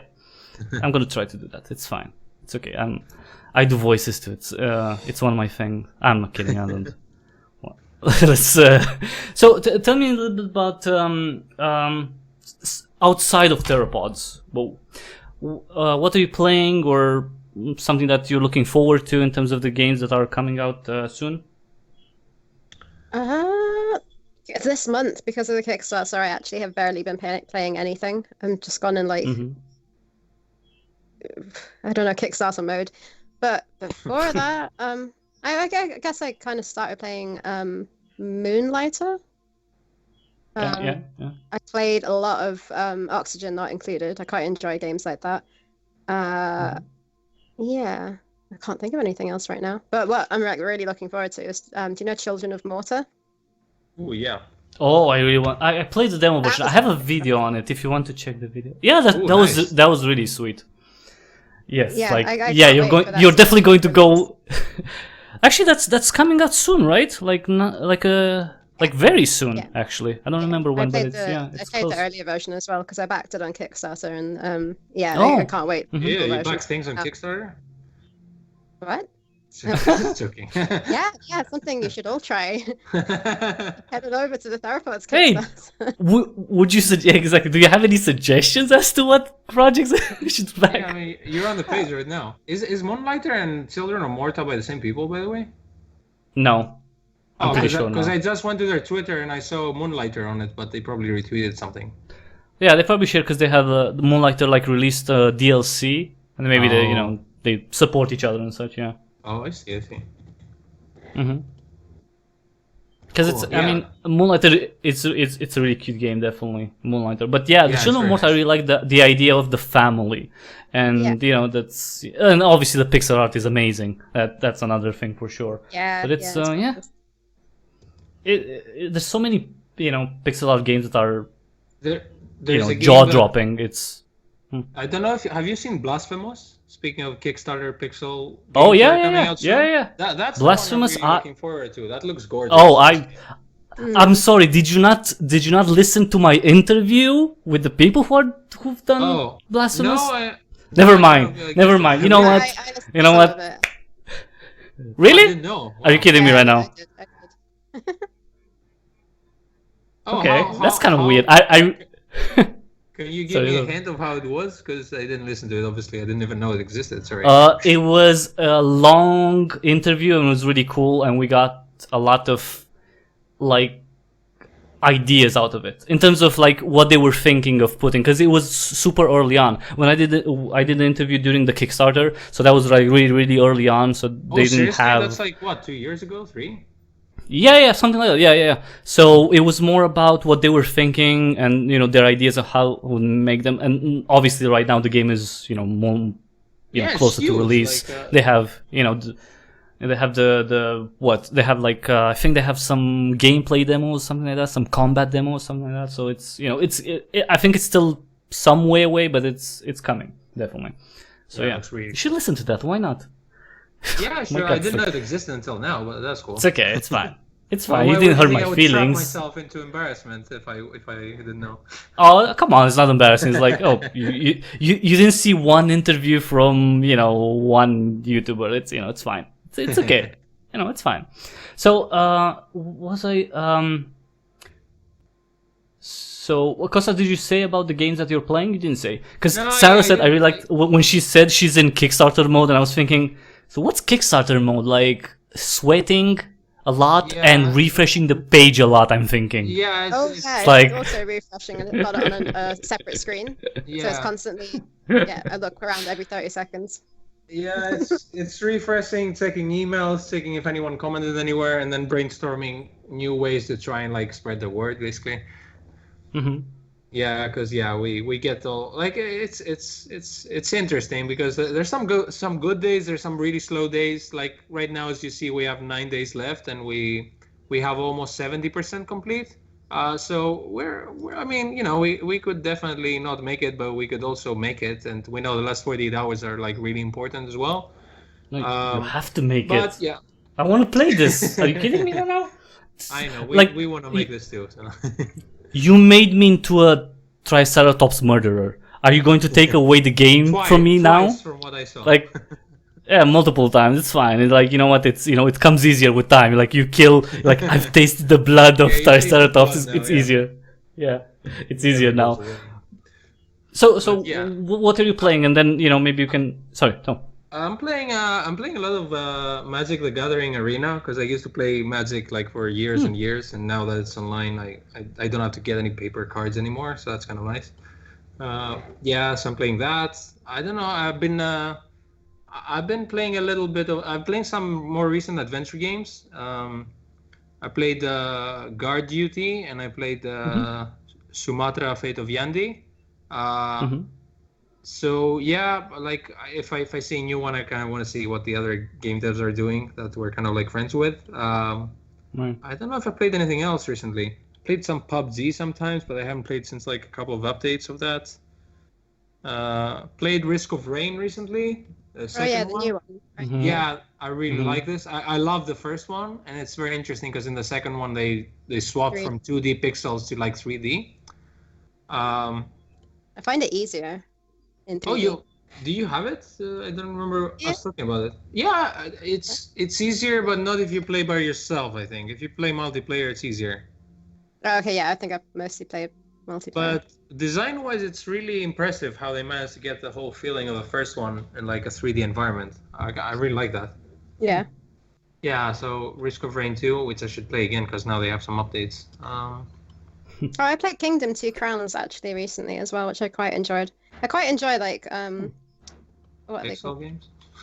Yeah, I've only mentioning pixel games. I don't know. I enjoy that where you get to build stuff, but then it's also like a tower defense in a way, kind of, where you have this like horde coming, you can like train archers and stuff and get catapults and things like that. Yeah, quite enjoy those awesome. Games. That's for sure. I was thinking the catapult would be really good against this T-Rex. Because what would you do? Like the T-Rex, like realistically. Ideas for the third act then. I don't know, you can set it Yeah. on fire, I guess. You could run. I mean, it would be really tough. Like alone, or be really. I mean, you can't take on a T-Rex alone. That's for sure.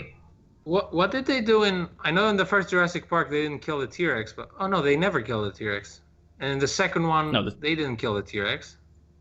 No, the T-Rex always So lives. they haven't. Oh, and no, yeah, but the other one, the one they made in the lab, they killed that one in the Jurassic World, I think. I don't remember how exactly. Yeah, but that was like an abomination.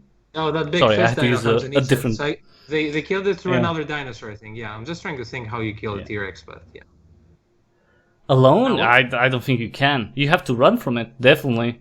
I mean, wait. Depressing. Please don't say that. Please don't tell me that at the end of Theropods I'm gonna kill the T-Rex and I'm gonna realize that it's a mommy and it has a baby. That's a good idea you're giving here with killing dinosaurs. Stop killing dinosaur mommies! We'll thank you at the end of the game. Dinosaur. Oh, Jesus Christ. But seriously, like, you know what? It's a little disturbing.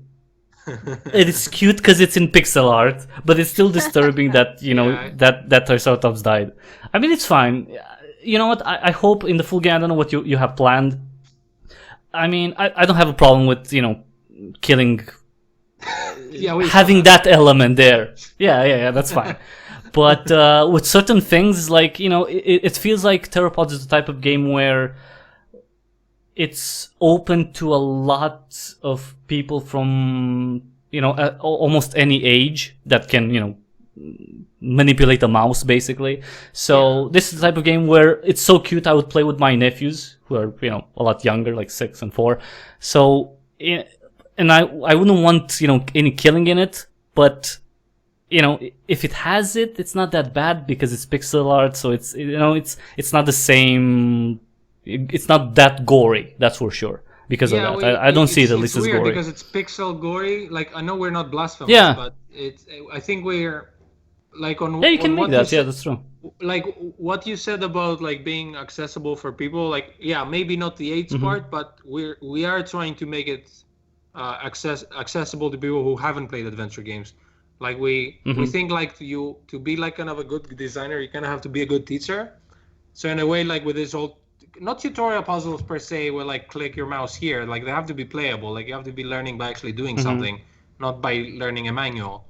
So we think that if we teach you how adventure games work early on, that and you don't get frustrated and the puzzles are logical, that we would manage to make a game that's kind of accessible by gamers that are not necessarily hardcore adventure gamers. That's one of the things. I think that's one of the things Telltale did, but they also managed to get a lot of new audiences by having franchises that people loved already. So you would play the Batman game or the Game of Thrones game because you knew the franchise, and then you were tricked into like coming into adventure games. So we're gonna try and make this game, you know, like people to get it as they start playing with this. Not assume they have a prior experience with adventure games.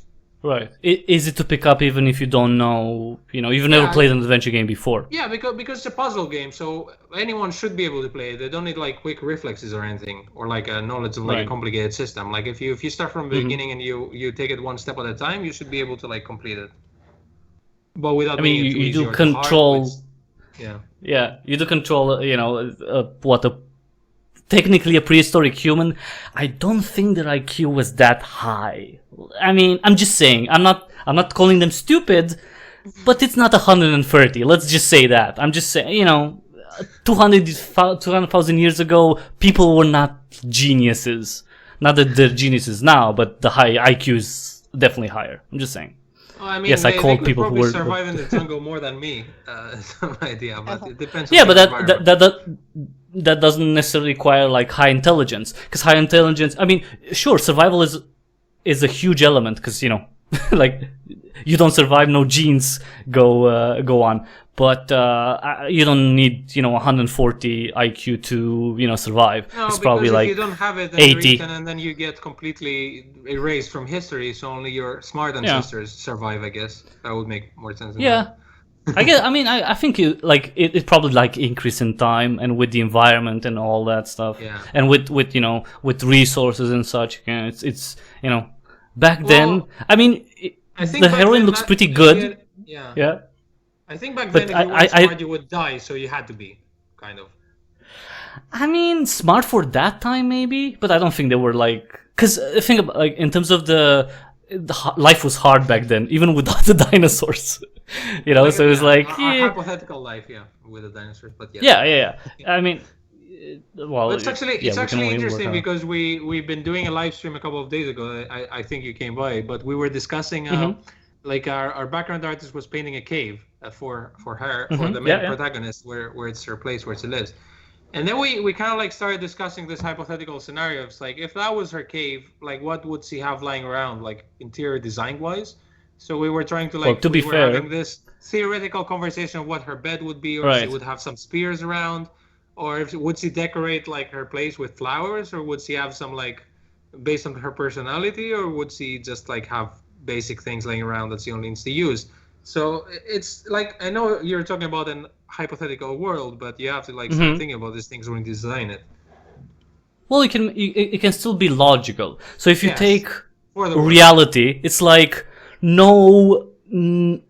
having a cave only for yourself. It's not realistic. Period. Because there were not that many caves, and there were people, and they touched had on to that, live that's together. true. We touched No, on but that's that. fine. You can leave that aside because it's a world with dinosaurs and stuff. So that can be realism can be suspended, and then you go to what would she have? And I think the very logical and it would be, well, she would have things that she likes. Obviously the spears if she's the hunter. Stuff that she likes, she would have in her cave. Like, because anyone would decorate their space with things that they like. So yeah, it's logical. Yeah, she would have probably spear. She would have, I don't know. Hammock, we mentioned, Obviously, maybe. yeah. I mean, you know what? The hammock, it's a really cute thing. I don't think it would be that comfortable. That's the only that's the only my objection. But that's a realism thing, right? Yeah. That's a realism thing. Like it's not like people back then were thinking, does this hammock give me lumbar support? It's like, no, obviously they didn't have that idea, right? So you have to kind of manage it, and I guess do your best. And if people respond to that, that's fine. And if you kill Triceratops, I think the general idea is to immerse people, to like make this world kind of believable, and as pixely as it is, and just like manage to get them into it and get lost, and then like start playing without thinking like, hey, wait a minute, that wouldn't be there. Like that's you just like have to maintain the magic so that they think they're immersed and this is actually happening. Yeah, I mean that's where all these little people- details come in. That's my point. Yeah, I mean, I just kind of noticed her eyes right now, and they're green. It's like that's an element that you can use. I mean, it's what 2 pixels basically, or because they're very small.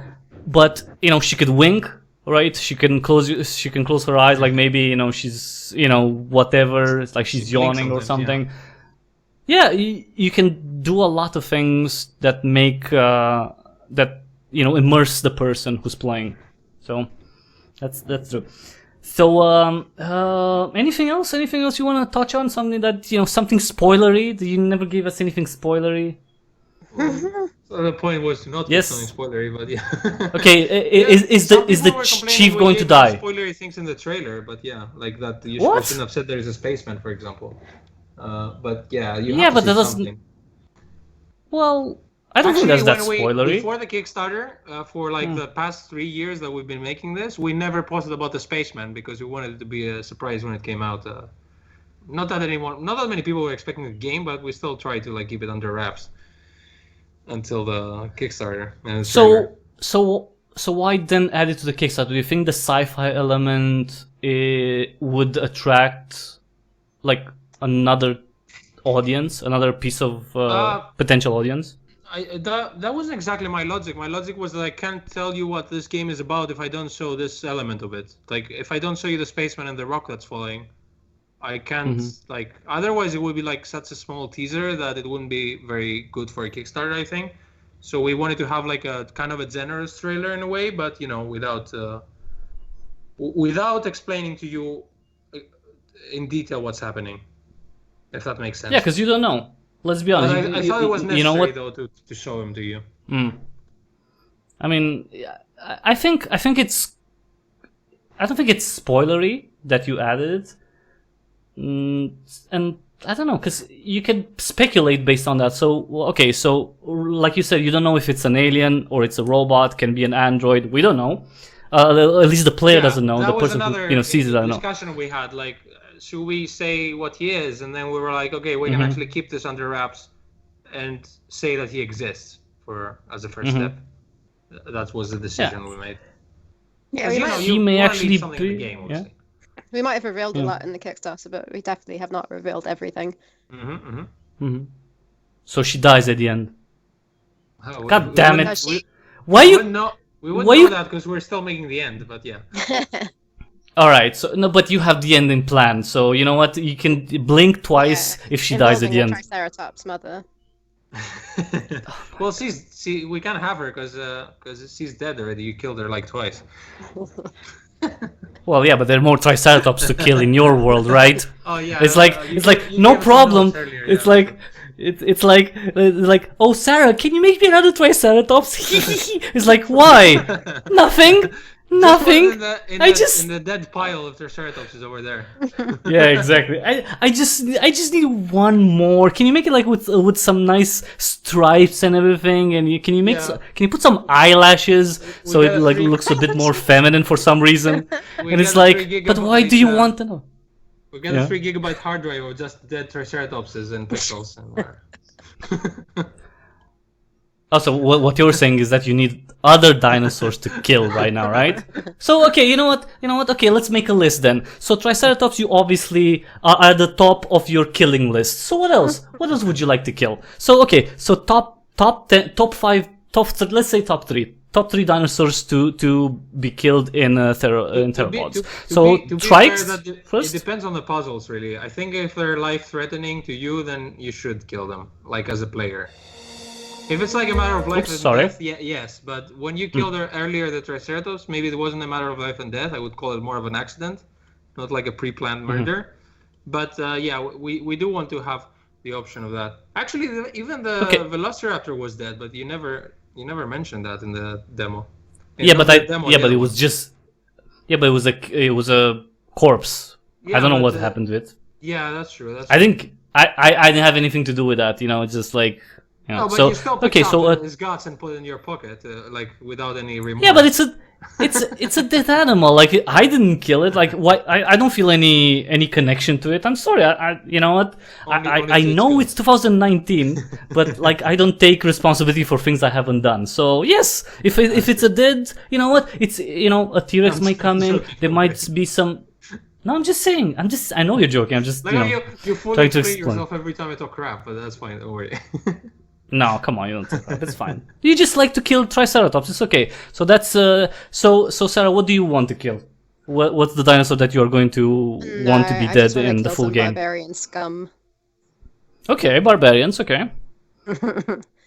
No, I'm not into killing Okay, so we have- dinosaurs. Like Costa said, if she So- needs to, Oh my if it's a matter of life or death, or if it's like they obviously need to eat to survive. I think those are the main reasons that would justify killing them for me. Yeah. So you're gonna kill the father, I'm sure. The father's gonna be dead. Something tells me. We do like speaking of pixel murder though, we do like if we think it's necessary, we're gonna do it because we also think that most I guess like LucasArts games were never doing that, or like I mean they killed some Full Throttle killed like a main character, but not very kind of graphically. Yeah, that was. But it adds to the story. Like you do need some kind of like mature seriousness in the story that kind of like takes things to another level.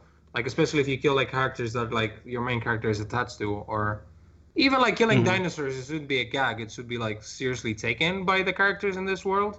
For example. Oh yeah, like, I agree. And that's one of the reasons why in the end of the demo where you played, where you'll see freeze the dino, because there there would be no point in just leaving a dino trapped there if they're not going to use him for food. Was a rational thinking. So like I mean, if we do have to kill dinos in order seriousness, it has to be realistic within what the character would do, in this world. Like if it was a barbarian, maybe they wouldn't care because they're ruthless and they would just like murder dinosaurs for no reason, just for fun. But like I don't think our main character would do that. She's not If a it dino wasn't a matter killer. of life. She's and just death, it's not called just Turok, need. for that reason. The game, yeah. Uh, Although I did yeah, like Dino that's Crisis a lot. I don't know if anyone played that, but Dino Crisis 2, like that was really cool. I know it. I killed remember the tons of name. I don't dinosaurs remember the there. game. Yeah, it was PlayStation 1, but it was What was really that? well done. What was that? There was another game. Oh, what was it called? Trespasser. Do you remember Trespasser? Oh Jesus, that was a first-person game that wanted a lot of RAM. It was like in '99, and just it's so funny. So you played a Oh, woman man. character, and this. the way you saw how her how big her like health bar It's was. supposed to be- You looked supposed to at be her horrible, this at game. her breasts. That was so weird. I was thinking supposed like, to be horrible, whoa, okay. why would? Oh, it's not that. Oh, it's not that great. I think I Like played the it game dumb wasn't ways that ago. great now. It kind of looks horrible. Yeah. Yeah, like I can see the boob It's shot. Well, that's really weird. it's not the it's not the masterpiece. I'm sorry for anyone who worked on it, but it's not a masterpiece. Yeah, I Let's don't just think say anyone that. who worked on it is here, so we can talk shit about it. It's fine. Yeah, but it's still. I mean, you know what? People did put work into it, and it requires all that. It's just it wasn't that great of a game back then. So it was Yeah. just weird. It had so weird controls. Like anyway, it wasn't that great. Yeah, to be That fair, one thing was. Other than Dino Crisis 2, I don't know if I played any dinosaur games that I liked, and that's one of the reasons we wanted to make a dinosaur game, because we want one, basically with pixels. Like it sounds All right, childish, so but it's like why aren't there more? Like there should be, right? So let's go for the let me think.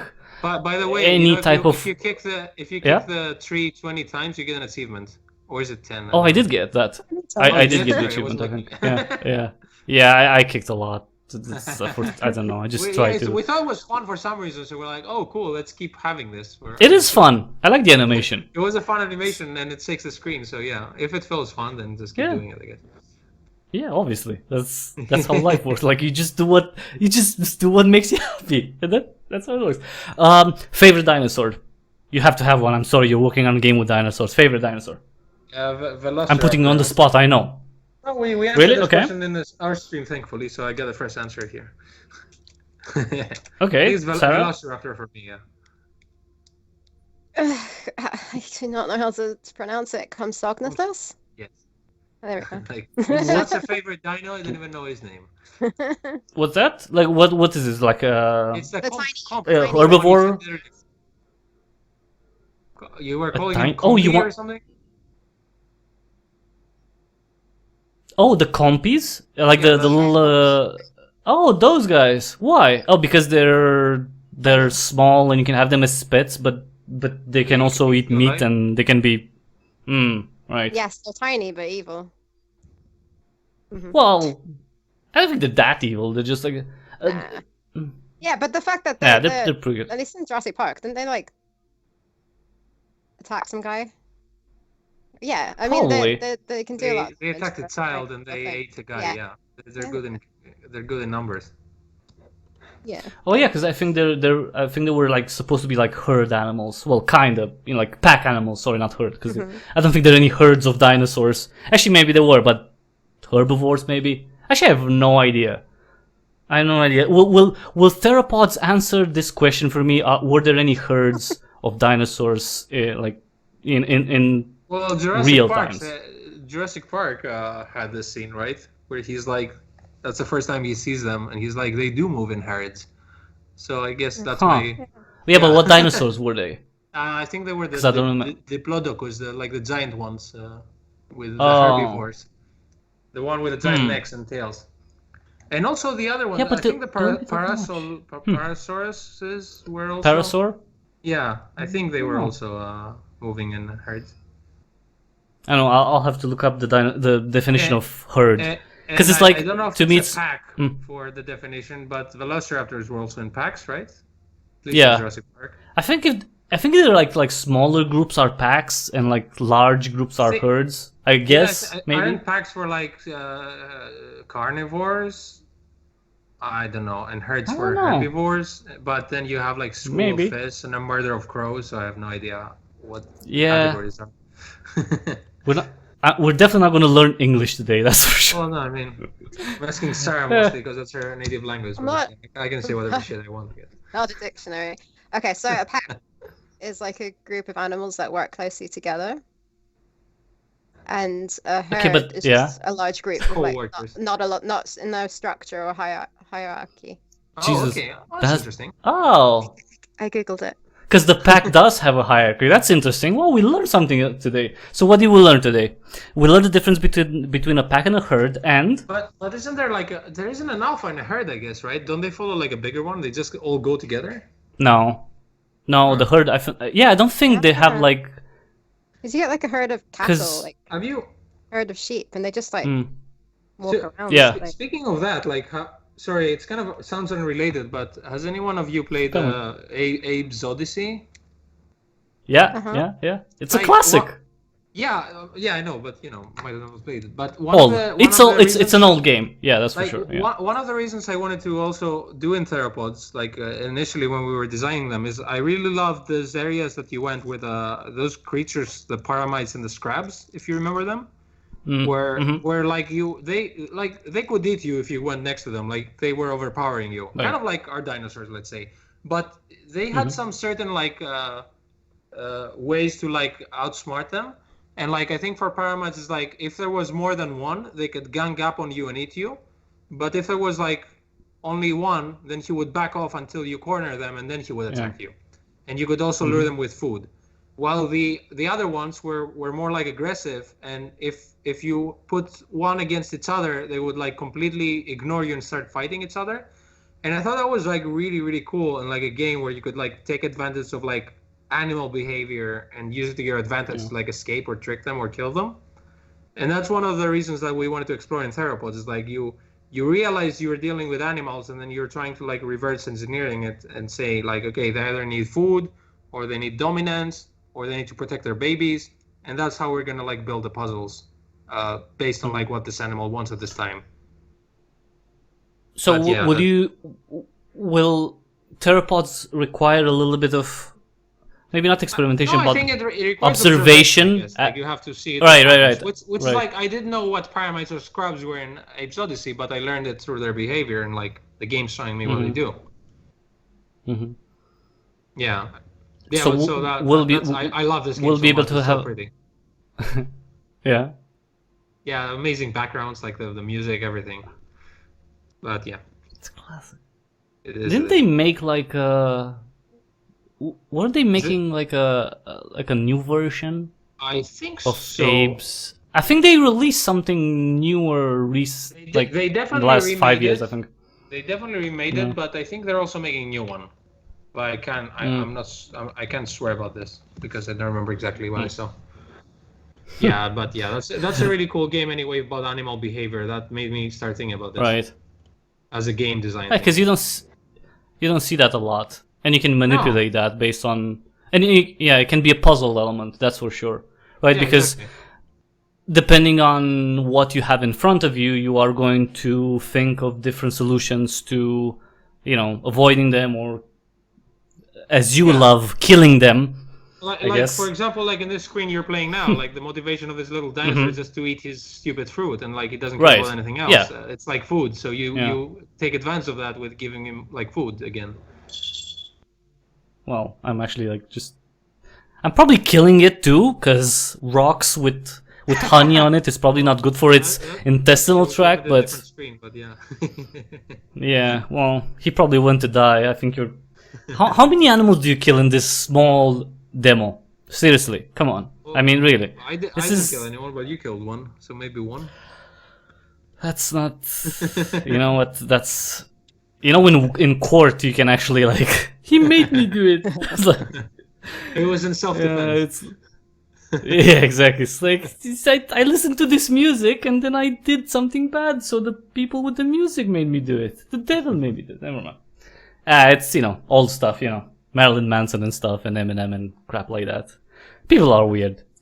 It's personal responsibility. Anyway, so any closing thoughts? Anything that that you want to touch on that wasn't mentioned in this amazing? Oh, let's go through some questions before that. Let's quickly.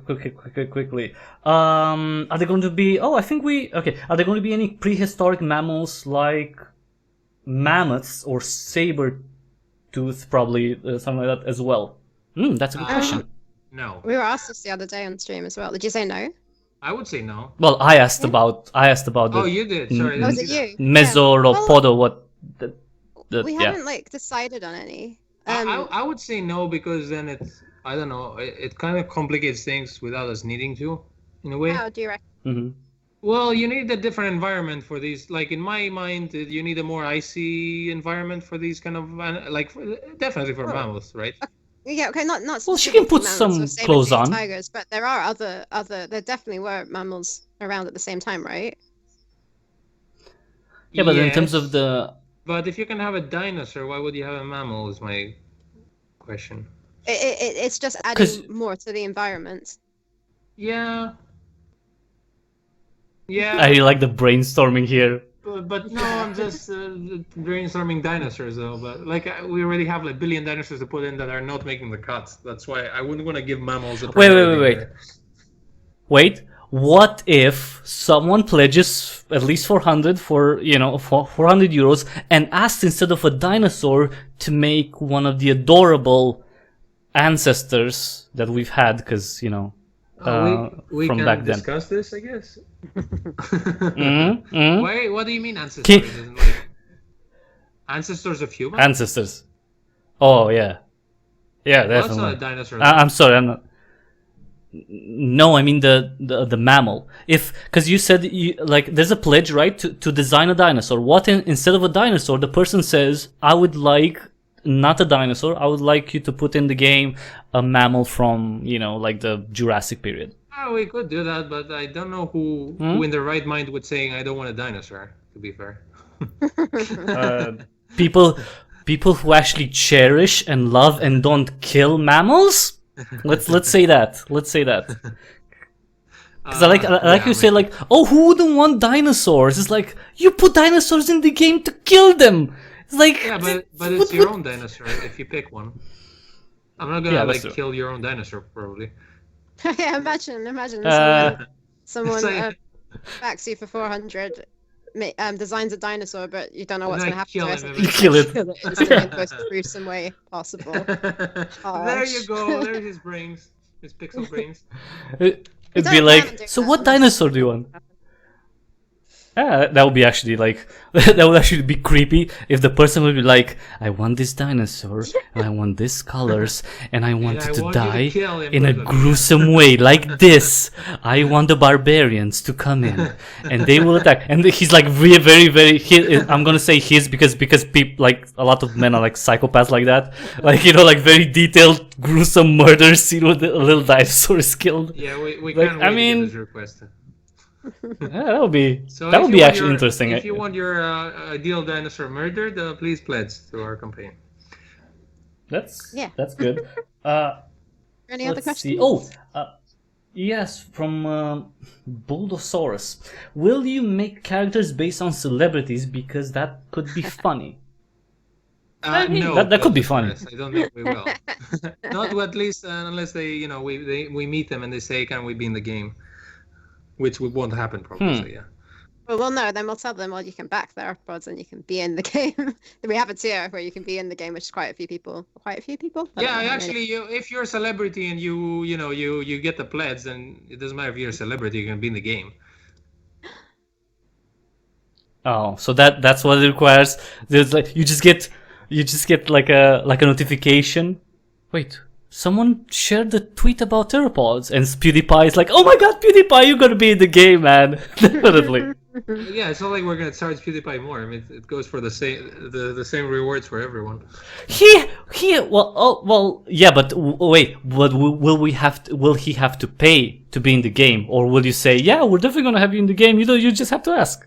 That's the question. See? Yeah, I don't know because that will never happen. So personally, oh come on. No, I mean, like, I don't think anyone can request to be in a game without doing anything. I don't know. as in like just put me in the game. We're like, okay, thanks. Well, no, but they share your Well, I mean, Kickstarter and stuff if like that they and say support like, you you, know, then that's a form of support. So I mean, right. it could be done, I guess, but I don't think that will ever happen. So yeah, it's a hypothetical thing. I mean, yeah, I mean, it's a matter of it's a support kind of move, isn't it? I guess. Yeah. I don't think he would ever ask you though. Okay, so did you tweet at him? Did you email him? Like, what are you doing? Like, Well, if no, people want because, PewDiePie and Theropods, what are you doing seriously about that? I mean, really. I mean, if I personally know him, then we wouldn't mind, you know. Because Well, no, I don't know him either, but you know, you can Yeah, try. Like, you know, You're just putting really easy goals to us right now, like.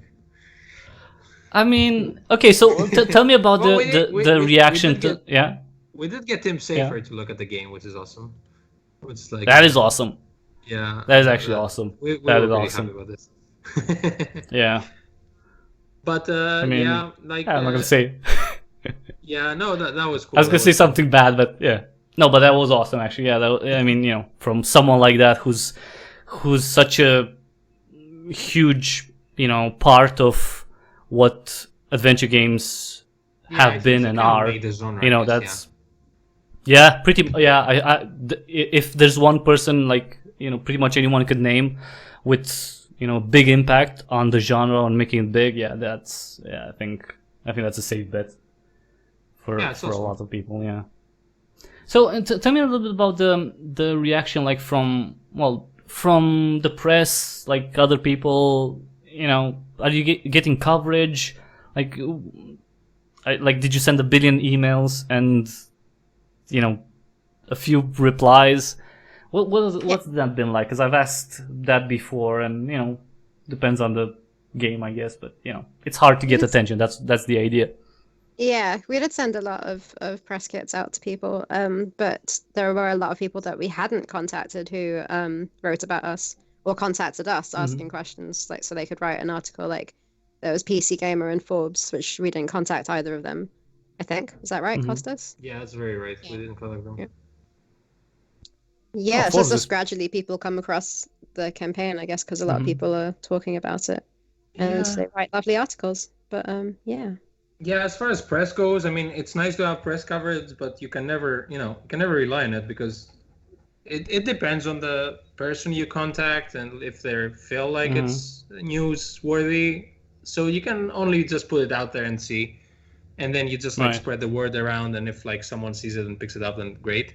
Like all we could do is just like let the word out, and then things happen, I guess, eventually. Yeah, I mean, our general strategy was just like when we started with the Kickstarter to go with friends and family that they know we're making the game, and we've been like spamming them for some time, so we can like start having some kind of traffic to the page, and then hopefully like keep spreading the word out until more and more people learn about it.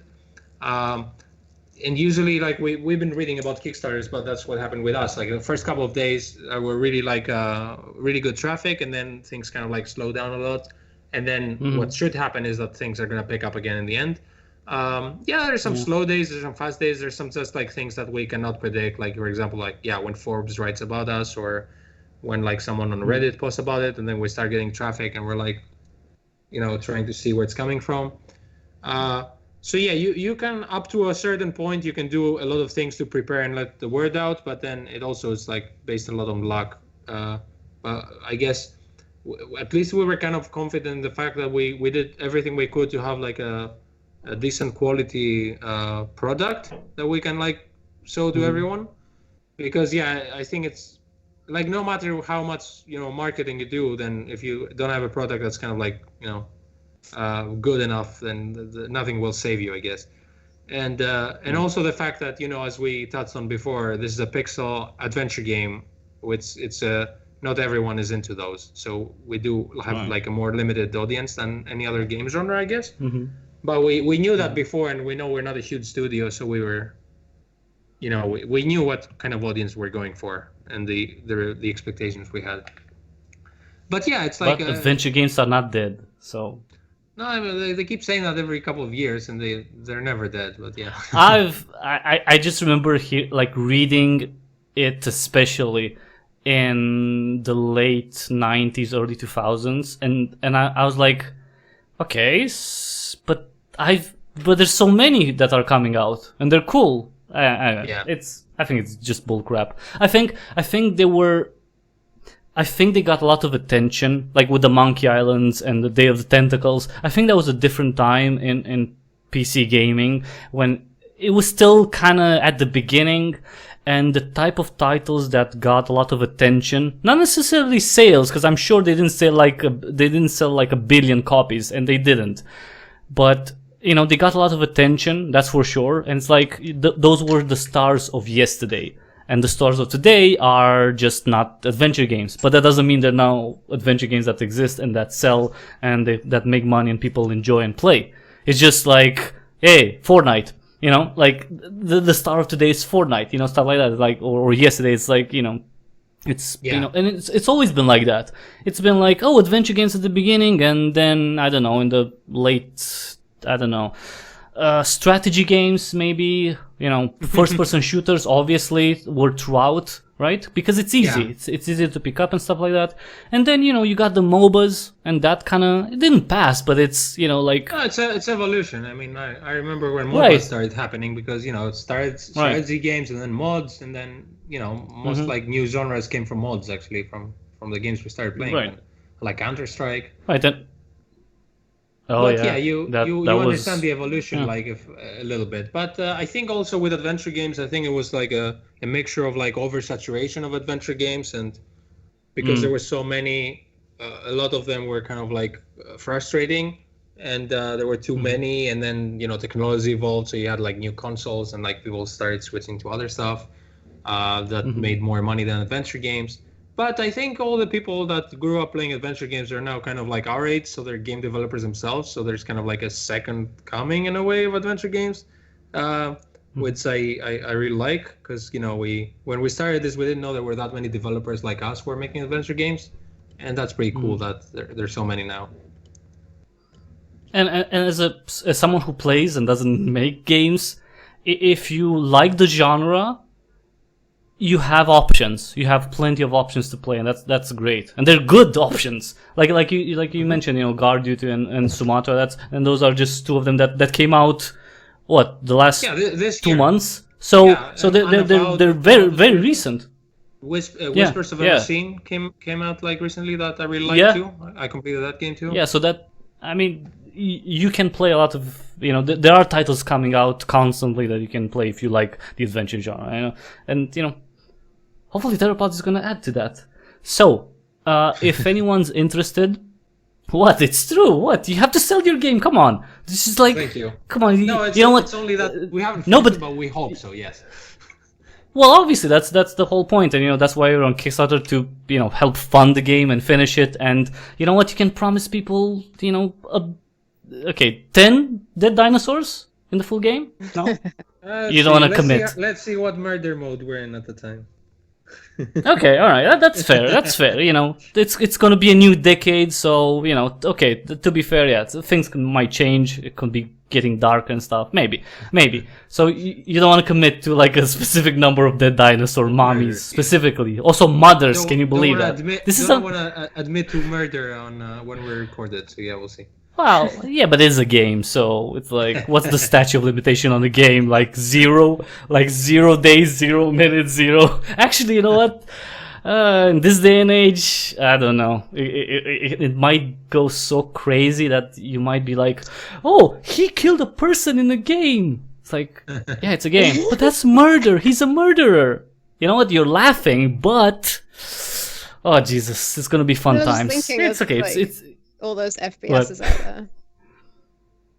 Oh, mass murderers. I mean, because it's gonna be like Theropods comes out, you know, a dinosaur point-and-click adventure game releases, and the next, you know, title after that is gonna be like another mass murder in Fortnite 2, something like that. And like a child of only 14 years old has been seen.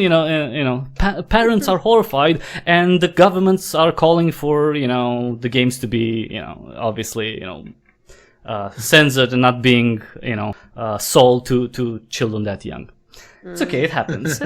It usually gets worse before it gets better, and then it gets better before it gets. It's just an upward trend. It's fine. It's gonna be awesome. So, if anyone's interested in supporting Theropods, there's a link in the description to the Kickstarter page.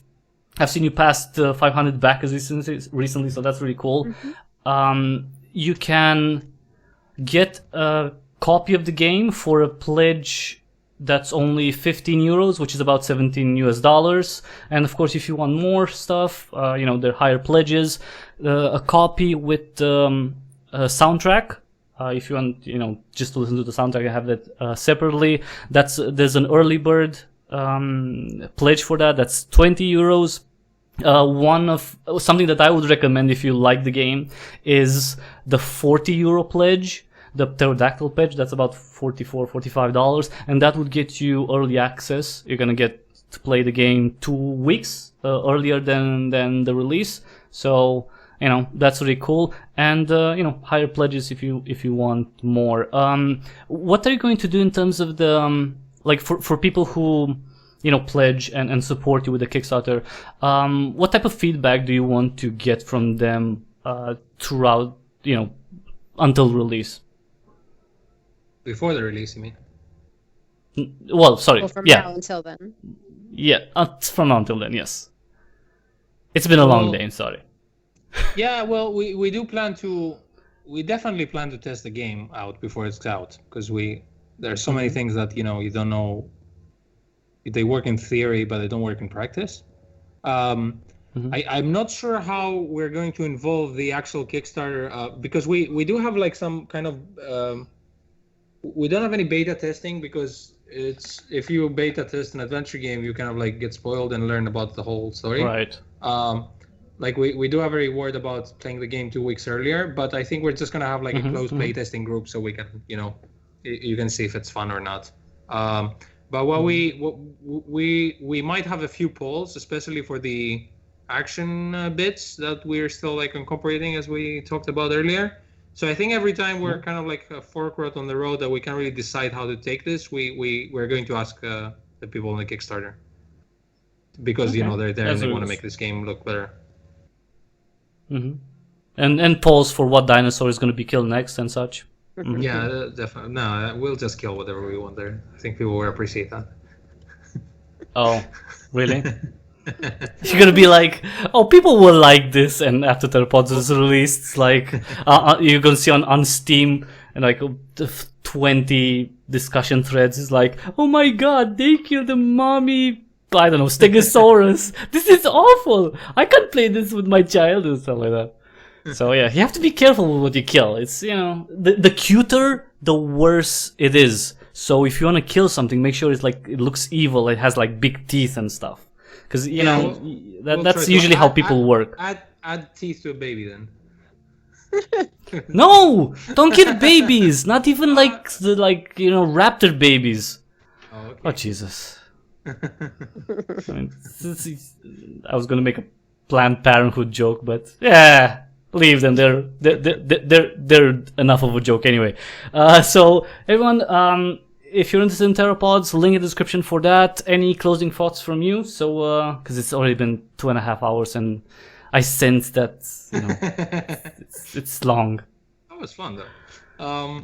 Yeah, I mean, as you said, we would love your support, and go to our Kickstarter page and check out the trailer and the demo and stuff. And if you like it, we got a few pledges. We'd love to make this game, and it's really cool to have so many people supporting us and talking about us and liking a game so much that they barely played. Yeah, so and thank you for listening to this if you're listening. Yeah. And thank you for backing if you've backed. Yes. Yeah, we're almost at 70%. And we're not that far off to take out all the balloons so that we can celebrate. Yeah. Yeah, actually, see, if you like the game, and you hear Kostas and Sarah talk about it, and you want to make their lives a little bit easier, just pledge earlier so they don't have to wait until the last couple of days to hit the goal. Because I can't even imagine how stressful that is, and it's if you can make it, faster, reach the goal faster, that would be great. It's funny because when you go like on the Kickstarter page, like for us who created it, there's an indicator for people who follow the project but they haven't backed, who are going to get like notification in the last 48 hours, and that is 800 people so far. That we don't expect that is a lot. all to get. Yeah, but we don't expect the conversion rate right now is like 10% of that, which is pretty cool. We obviously don't expect all of them to contribute to the game, but it's really cool how you get so many people following the project. Yeah. But why do you wait until the last 48 hours? Come on, what the heck? I like, do that sometimes, so I understand. Yeah, actually that is true, because that's something that I've done a couple of times too. That is true. That's maybe that's not the best thing. No, but it is true. But usually I wait until people agree to go on an interview, and it'd be like, oh, the interview was nice, I'm gonna pledge. I'm kidding. I'll be more wary now that I'm getting a heart attack from just waiting on the thing. So to next time I back a project, I'll do it earlier. No, but it's more than a week. You can pledge again. The cheapest pledge that we get you. It's only 15 euros. It's $17. It's kind of like the indie game price. Around $14.99. So it's not like a huge price. It's not nothing that seems too much or anything like that. Did we talk about? We didn't. Gameplay length. Do you have any? No, we haven't, because we're it's hard to tell because because any other game we can compare it to they mostly have dialogue and we don't, so we don't know if we overestimate or underestimate the length of some puzzles. Like, at least we have the demo to estimate about how long it takes. Like, the demo takes about 20 to 30 minutes for an average player. Right.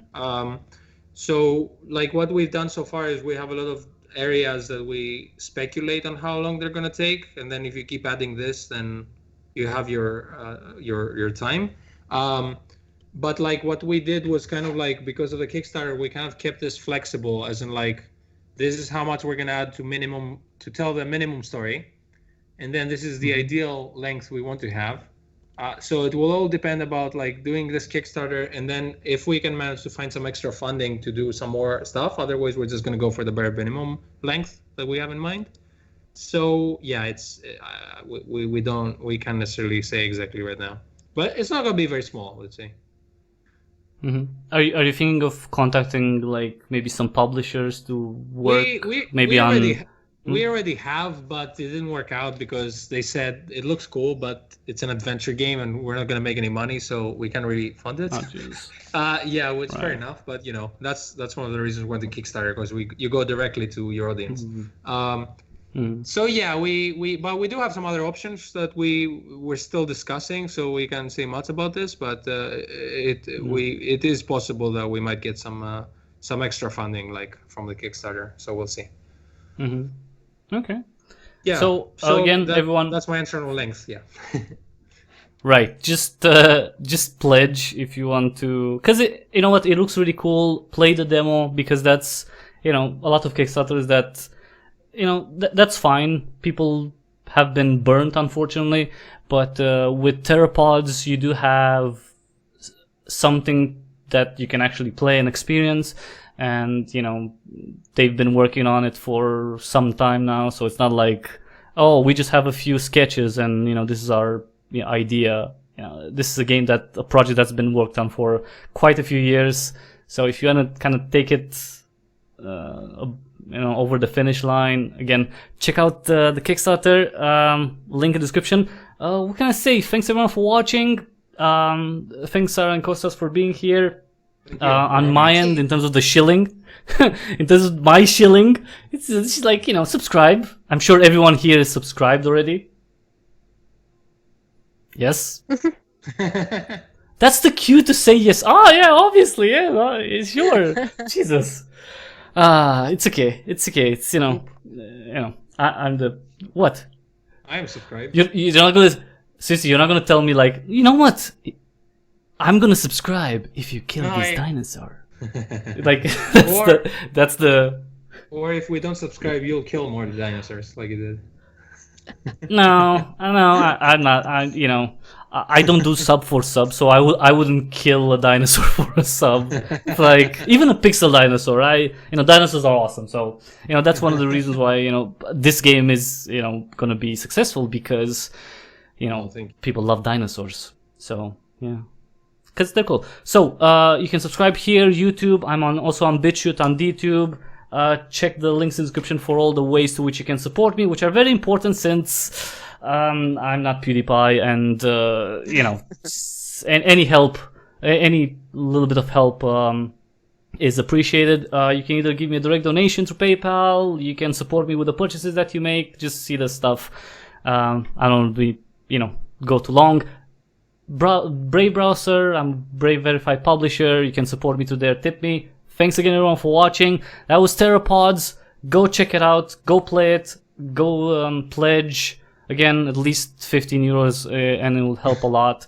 Let's get it over the goal, because I want to play it. And yes, that's one of the reasons why, things happen in this world, because I wish them to happen. So yeah, Theropods, check it out. What? It's not true. That's actually such a blatant lie. I can't even say it. It's like, yeah, things happen just because. No, it's what? Jokes aside, it's a really cool game. I've been following it for a few months now, and you can see there's a lot of work and passion and sweat and probably some tears, maybe even not for the dinosaurs, but you know what I mean, blood, sweat, and tears.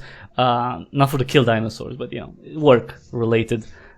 So there's tons of games that don't have this, these ideas, don't have this look, this feel, don't have the these puzzles even. So check it out, play it, and support. Thanks again, everyone, for watching, and well, what can I say? Until the next time we see each other, have an awesome day.